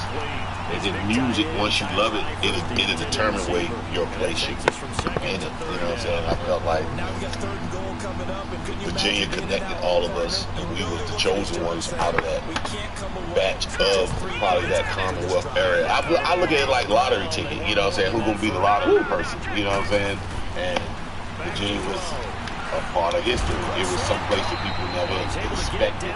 Now look where we advanced to. Toronto, Cleveland. Now we like, you know, but we was like the first of the Mohicans being from Commonwealth. And Virginia, it was kind of weird for us because that was like East Coast. Yeah, it was weird. It was like East Coast. Mass Skills. Yeah, was one of the first artists that I heard from Virginia that was killing it. Right, and for us, I was gonna say him. He was the first, but I'm not gonna say like, you know, everybody to be a star. You know, like that's up to music. But he loved music. You know what I'm saying? And he did do a lot of successful things that put Virginia on the map. And I feel like he was a part of that whole chemistry. Like he was the one who kind of like jumped out first to me. What was the first major record that came from Virginia where we was like, we got something now? Oh, we never knew we had nothing. No, get out of here. Come on. We just want be a modest right now. No, I'm gonna tell you like this. Come on, man. Look, man. Have you seen Hustle and Flow? Yes, I did. Okay, like when you look at Hustle and Flow, bro, you just trying to. That ain't meant. No, that's not. But think about it, like, bro, you ain't thinking about what's a hit. You thinking about I'm trying to get out. You know what I'm saying? Like we won't thinking like, you know, this is a hit. We was more like, we get recognized more than anything. You know what I'm saying? We get the job, we get out. Our passion is getting looked at. It's not taken for granted. And I think that was the beauty of us, because we put in a lot of work, and our work was accepted. You know what I'm saying? I think everybody wants to be accepted. What was the first record you worked on? This is it for you. Because all of us does it for a hobby, right? All of us, we love music. And most of us will still do it. After this timeout.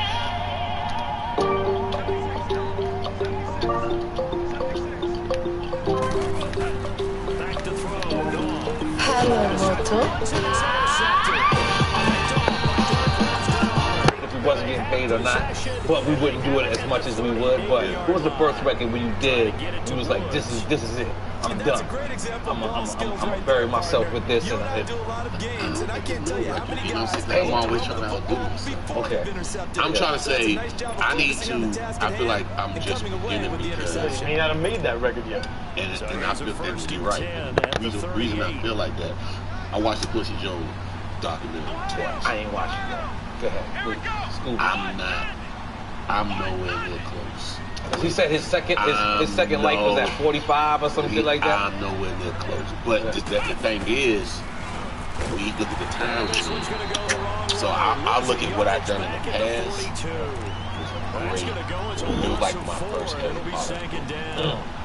So now I need to be at the next chapter. So this chapter ain't as easy as those, because once I mastered how to get in the door, I knew how to keep it. You know, I know how to keep jabbing. And then Swiss came, he had his run, and then it's like I gotta say, okay, let me come back. I gotta figure out how to, because he switched the whole swing. It was harder back then, but I say back then was a more challenge I was ready for. This era where I'm facing myself, I'm just beginning. It's just like, you look at Quincy Jones, when he went from Frank Sinatra to this, it's just a challenge. And I feel like I'm just starting, because this era of music is totally different from what I'm used to. So, but it's not. But it's music, and I love music, so I feel like I'm just, in the way technology is, I'm just starting to crack the code, because I couldn't do what I can do now back then. I have to go research. I have to really go put in a lot of work to get a lot of those sounds. And now, all of that is available. So now it's like, okay, I'm challenging the clip like people on the Fruity Loops. It's like I'm challenging. It's like a game. It's like I gotta beat Fortnite. I gotta beat that guy. I gotta beat all the teenagers. You know what I'm saying? I gotta. That's the new. That's the way of music. Music is colors now. First it was all about feel, people playing in the room, and now I'm trying to get this generation with that same kind of vibe with the different people. You know what I'm saying? I'm doing that. So it's like I'm really just beginning because my beginning now is more than just producing, it's teaching the youth. The generation is about to come.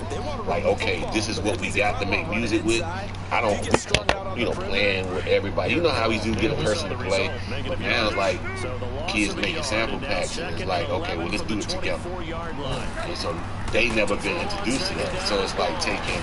So for me, I feel like my generation when like my 50 year age could be teaching and producing and inspiring the next 9-year-old on a computer and seeing the genius in him, you know what I'm saying? And just, so I feel like I'm just beginning. But based on that, what you're saying, you think the age of, and this is just hip hop, because it could be in every genre, the age of the super producer is over? Because it was like the super producer, Swiss, it was you, it was Dre, you know what I'm saying? That's a good question. I feel like, and that made careers. I feel like it ain't over. I feel like it's just a little bit more harder work to do. Different. It's just like I gotta. It's like a video game. It's just like I gotta. Because if you think of all hip hop, everything is cold. The question you asked is we have super veteran MC. No, not over. Or like specifically, like there be new, like a new generation. Like I feel like I haven't seen that bubble in the last 5 years. Right now, who's the dude that did the Tiger shit? I don't know, but I like who did Tiger. You see, the fact that y'all even questioning it, that's but no, he's on fire right now. What else he do? He did the Kodak Black shit. They could be good producers, but to me, producers. I think it go to like I don't know. Like I look at it like a game, man. It's all about styling now. Like your production is like your tag got to feel right. Like I get it now. Like I feel like I'm 19. I'm like, because the computer you can dress your shit up so crazy. You know what I'm saying? And so it's like, well, Metro Boomin wants some more. You know what I'm saying? It's like, you ain't thinking about this beat when that tag come on, bitch, you already jumping. You know, who done got the illest tag right there? Take key, fuck them niggas up. You know what I'm saying? Through that bitch. It's like, it's like it's already set. That's like the old new way of producing. But I have to figure out how to introduce that shit to make them like, yo, nigga, y'all are artists, nigga, y'all tag.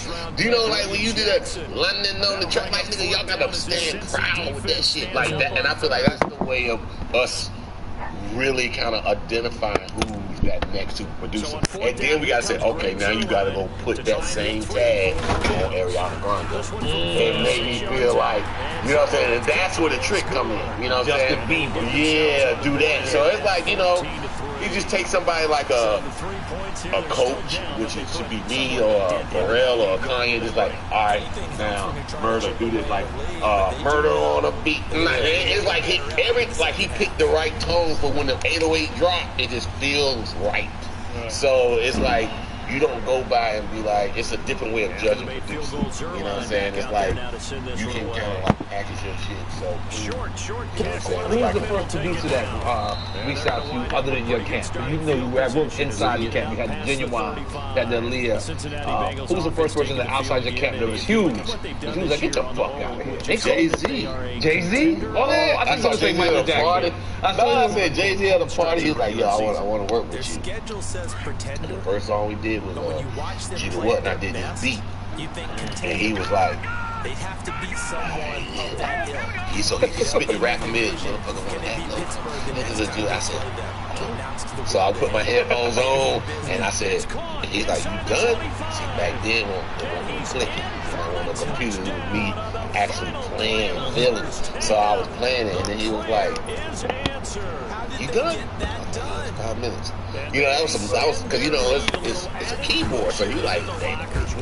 So he's walking around, I played it, and he did his rap. It's like I heard his cadence, and I made that beat to bounce to what I heard. So I have a photographic memory when it comes to the sounds and sonics and others. So with music, I can memorize anything. That was the first thing. He was like the first, and I was like, he kind of introduced me. His tone when he did that made me step my game up. Because it was me, Missy, all of us, and that was the first person from like the outside. You know what I'm saying? Right. And what Jay-Z is this? This is this Here's what we think they're going to do. Is this throwback Jay-Z? He went Giants jerseys? What's Jay-Z? Is that John? I think that was. Okay. Well, before Big Wait, okay. No, I got a whole Jay-Z section, so like this is why I'm trying to get off this question. So segue into it. All right, no. I'm just trying to figure out which day. We'll come back to that. Well, that's the deal. That was the prime. Okay.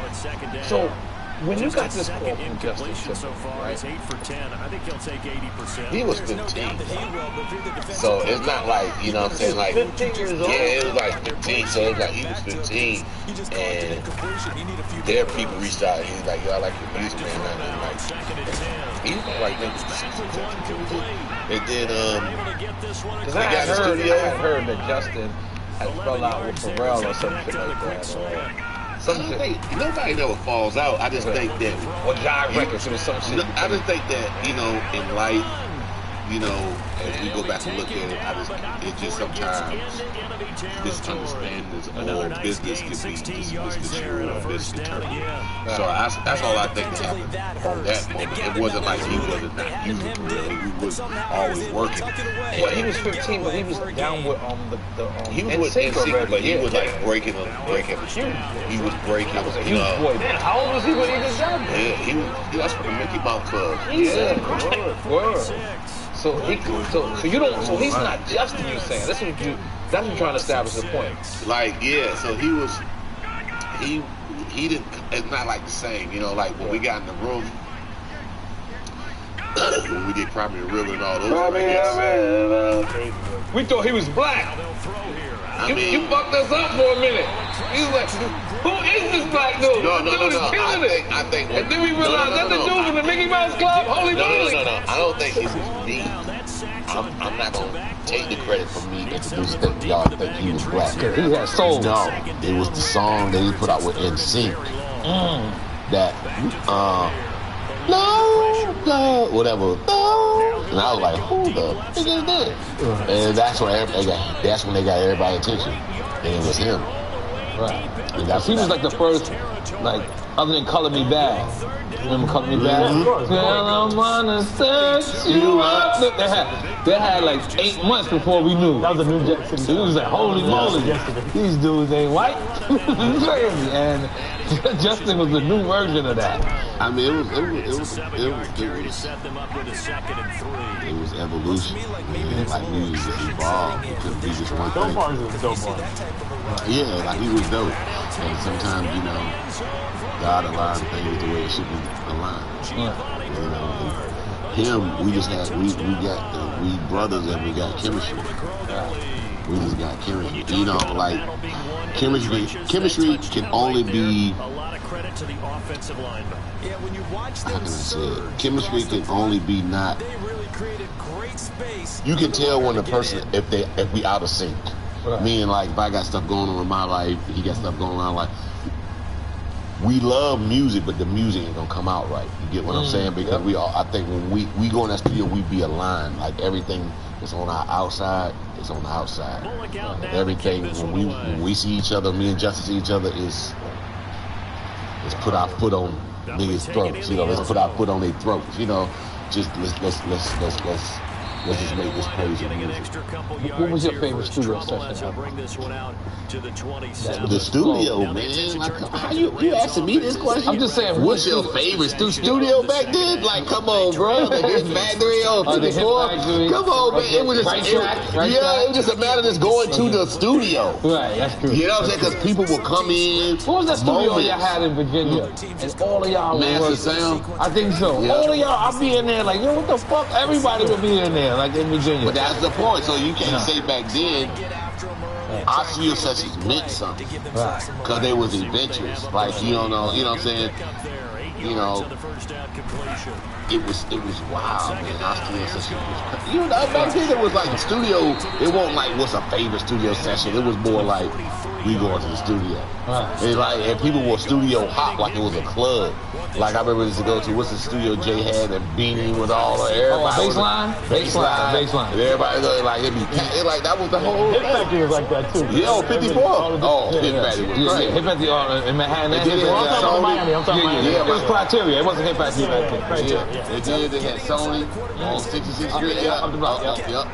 Right. That's what Rough Riders had. They whole setup. You got a decent chance of coming away with the football. Is it shot time, Timberland? I feel like it's shot time. You know what? I don't know, because the beat wasn't letting them make something crazy. That's what I'm talking. Like the beat wouldn't let you make something crazy. Like they's gonna tell you like you just stand. Cause my beats are disruptive. My beats are like it's uncomfortable. That's what I heard somebody tell me your beats when you first heard it is uncomfortable. I don't know how to bob. Somebody tell me like it's so crazy, like it's a bob, but it's just throwing me off. So back then it's like it was a new bounce. So people was trying to find a new bounce. So it won't. The track will let you know that you lost. I'll tell you one artist that you brought the sound out of them, you know, in such a remarkable way. I've never seen this. I was a big fan of this artist. His name is Pastor Troy. Yeah. And Pastor Troy had this big underground following. People from New York wouldn't know it because people from New York wouldn't travel outside. I had these beats. I would rhyme on down south beats, so I would get down south shows, and I didn't know why. And it was this artist called Pastor Troy. And he would come out and he would be like, "That ain't got nothing to say. You ain't got play with you yet. And he would perform this song 17 times, and not one person would say, "You did that already." Like, he was just ill. And then when you did that record with him, it was like, it was the first time any producer like even tried to give him a worldwide sound. Did you feel like that? Because that was like, to me, that was his illest record he ever made. I just did me. What even made you want to work with him? Because he was super underground at the time. Because you were I'm from the South. That's what I'm about to say. Like I felt like you guys were from the South. See, that's the problem. Like, you know, I didn't know if I was lit. Like the world kind of let me know. You know what I'm saying? But I'm still from the South, so it's like that's what I was attracted to all things with different flows. Bubba Sparks, you killed it with Bubba Sparks. Was it the first group that shocked me? And me and Missy was Crucial Conflict. That's Chicago, right? Yeah. Okay. See, like we loved all that type of stuff. So Pastor Troy is right up my alley. Right up my alley. Why you never signed it? I don't know. I think he was already signed. Like back then, I won't think about no business. I just love music. You know, he was dope. We made good record. We made another record too. But we cutting was hard. That was hard. That was hard. I did my own unofficial remix to it and everything. I ain't care if y'all co-signed it or not. You did on my mixtape. Yeah, I did on my mixtape. I love this beat so much. I was like, fuck it. I did like 4 different freestyles to this. Wow. So, okay. We're gonna get a little deep right now.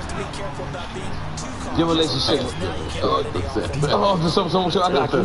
Hold on. So your relationship with Scott Storch. Scotty? Yes. Because it was your boy, but at one point it got a little shaky. I mean, you know, in our 20s, and when I look at, see, cause I look at music today, I look at, you know, who I was yesterday, and I'm like, that's just called ego. Yeah, that's just called nothing once, bro. This is 90 conversation. You know, we're gonna put up a pair of free lines later too. Come on, fuck it. Come on, let's get some money back now. We just young, you know what I'm saying? We were just young. That's ego. Was it competition or was it like? I mean, brothers? of course it's brothers, but it was competition. But it's like you got, and I realized that you got to do that. You have to do that to really like, say if me and you, I have to get into a zone like that to challenge you. Else I'm like, damn, that's my homeboy. Right. You know what I'm saying? How I supposed to do that? That's my big, you know what I'm saying? So when I look back at it now, I'm like, that's why I don't do that battling beef, because I can't mentally psych myself out when I know I'm going to go back and be like, yo, man, why would you do something crazy? You know what I'm saying? Like, that takes a lot out of somebody. So I think back then we just being young. Right. We worked together way past it. Well, so what do you think things like that happen in the hip hop game? Because I remember y'all was brothers at first, correct? Started out as brothers. I just think maybe, you know, maybe I got jealous. I don't think I got jealous. I think it was the entourage telling, oh, I heard, and I'm already probably like, everybody wants Scott Storch, you know what I'm saying? That's a part of jealousy. I remember seeing in the studio in the Hit Factory, if I'm not correct, and you having your tour bus to the left, and Scott having his. Scott was on fire at one point. Yeah. You know what I'm saying? He was on fire. I just don't remember you never not being on fire. That's the reason why. No, it's always a moment when you're not on fire. Oh, wow. Like as you do it. Okay. Because what happens is, and now I'm taking prime example, because when Scott was on fire, it was artists in my session, and when Scott pulled up, they even left to go to his session. Oh, wow. So it's kind of like a notification to let you know, like, it's like that new chocolate bar, that new whatever, that new. It's like that new refreshment, but it's like, but then it kind of makes you mad, because then when you like remind people, like, don't come over here now, I told you. You know what I'm saying? So you have to realize that that's just humans. Right. Humans we're gonna always flock to what others say is great and kind of throw us off balance. And what I've learned is, you know, you gotta stay true to who you are. You know what I'm saying? Don't let that, you know, throw you off your game, because, you know, it's always gonna be the next man on the block, the next person on the block. You know, you can't run things and be the guy that everybody go to. It's always a new sound. And what happens is, when everybody go to you, you thinking you the only one. And that's what got in my head when Scott. He came up on the music. You know what I'm saying? Like, those are things, that's the other man running in my head. So that gave me the competitive spirit, but then that was just in my head. What kind of took it over the top is the entourage. Oh, this person said, oh, Scott, yeah, he said this. So, what, you know, it kind of fed the ego to, like, I'm a real producer, you just a piano man. You know what I'm saying? So it kind of led to that. Well, it looked like he had it and dropped it, and the Bengals will get the ball back.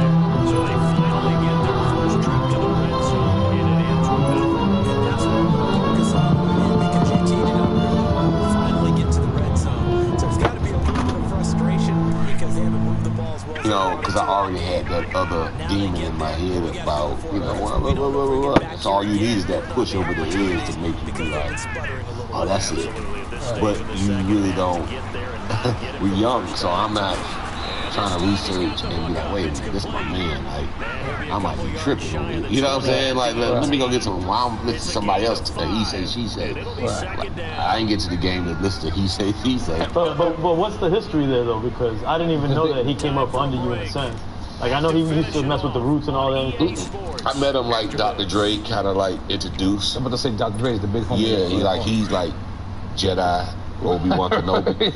So, you know. And were people tapping into him for him to be on the key? He was dope. Right. Scott got a rhythm. Scott got a rhythm that nobody don't have. Yeah.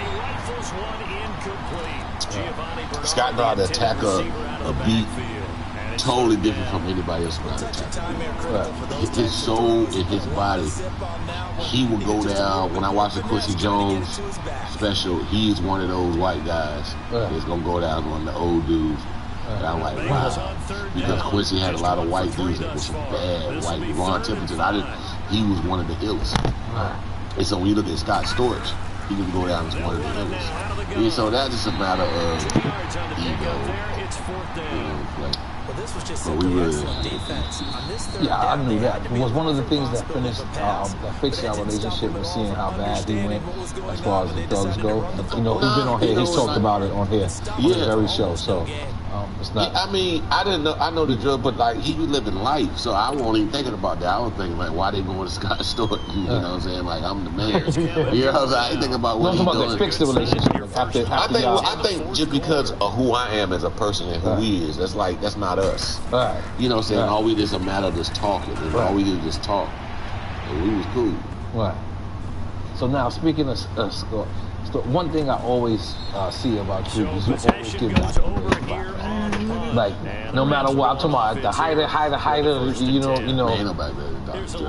And I said, you think that's I can look in your face and could tell you mean that. Like I can tell. But on a producer level, what is it exactly? Don't even.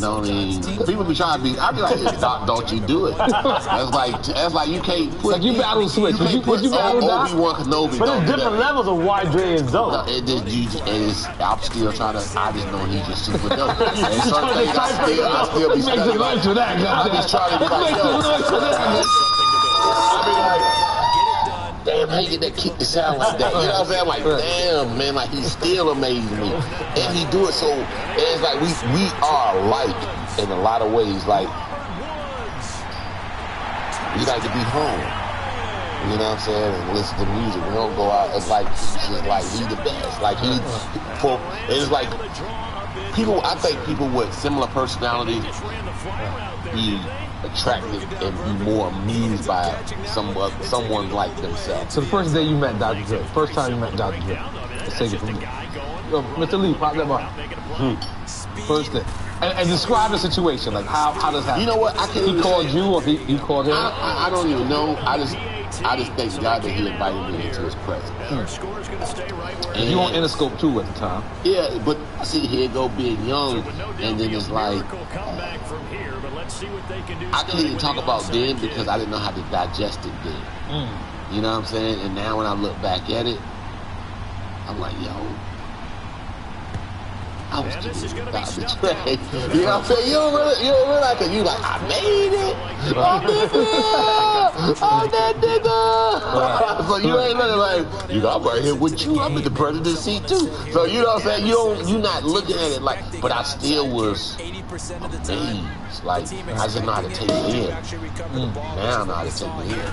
And I can give you what I felt, what I thought I felt back then. And what I thought I felt back then was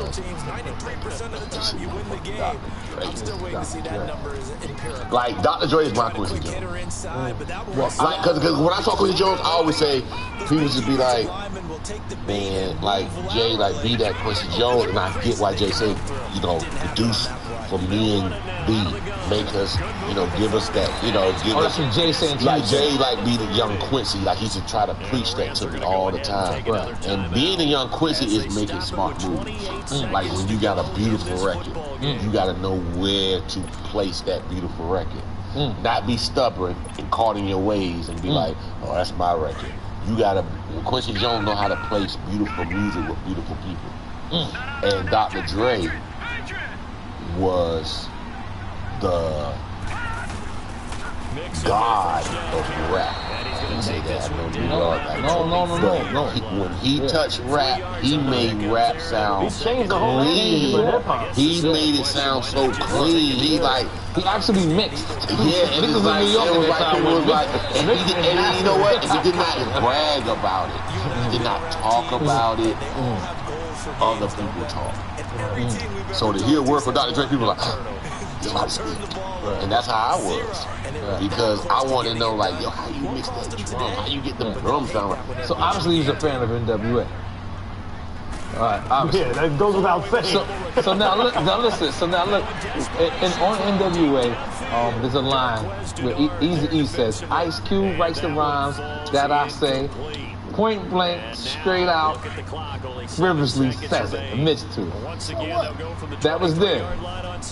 Nowadays, people just screwed. I don't know if there's a right word. They flipped on Drake for the same exact thing. And here's one of the greatest groups of all time. What is the difference between that, Timberland? Being a hip hop. Okay, so you asked me the Lucian Fox, the one who you asked Lucian Fox, aka Timberland, aka Lucian Fox.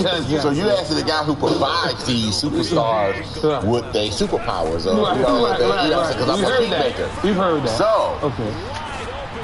I think Drake told you, I'm resilient for real. People need to really look up what that word resilient means. I don't know what that means. Me, and I really don't either. So I started looking it up. So, come on, guys. But that word sounds so brilliant. So I looked it up. No noise. What does resilient mean? I mean that he could withstand anything. Get out there. Get that done. So that's how I took it. So when I said, wow. When I looked it up, it said that more. So that'll do it for us. For my partner, Charles Davis, and all the hard-working men and women on our crew, I'm Brandon Gaudin. You've been watching the NFL right here on EA Sports. I don't know where you're going. Elaborate, please. How did Black Panther come in the world? It was a shock, right? Did it shock you by storm? What did it do? A billion? Oh, the actual movie. Like the movie. Listen to the character. Listen to the character. Listen to the character. Right. The character. He's like a new character. He's like the. Okay, what I'm trying to say, he's like the equivalent to Black Panther. Right. He came in out of nowhere. But you worked with him early. Exactly. Very early. Very early. So he was already in the build to where he was about to be.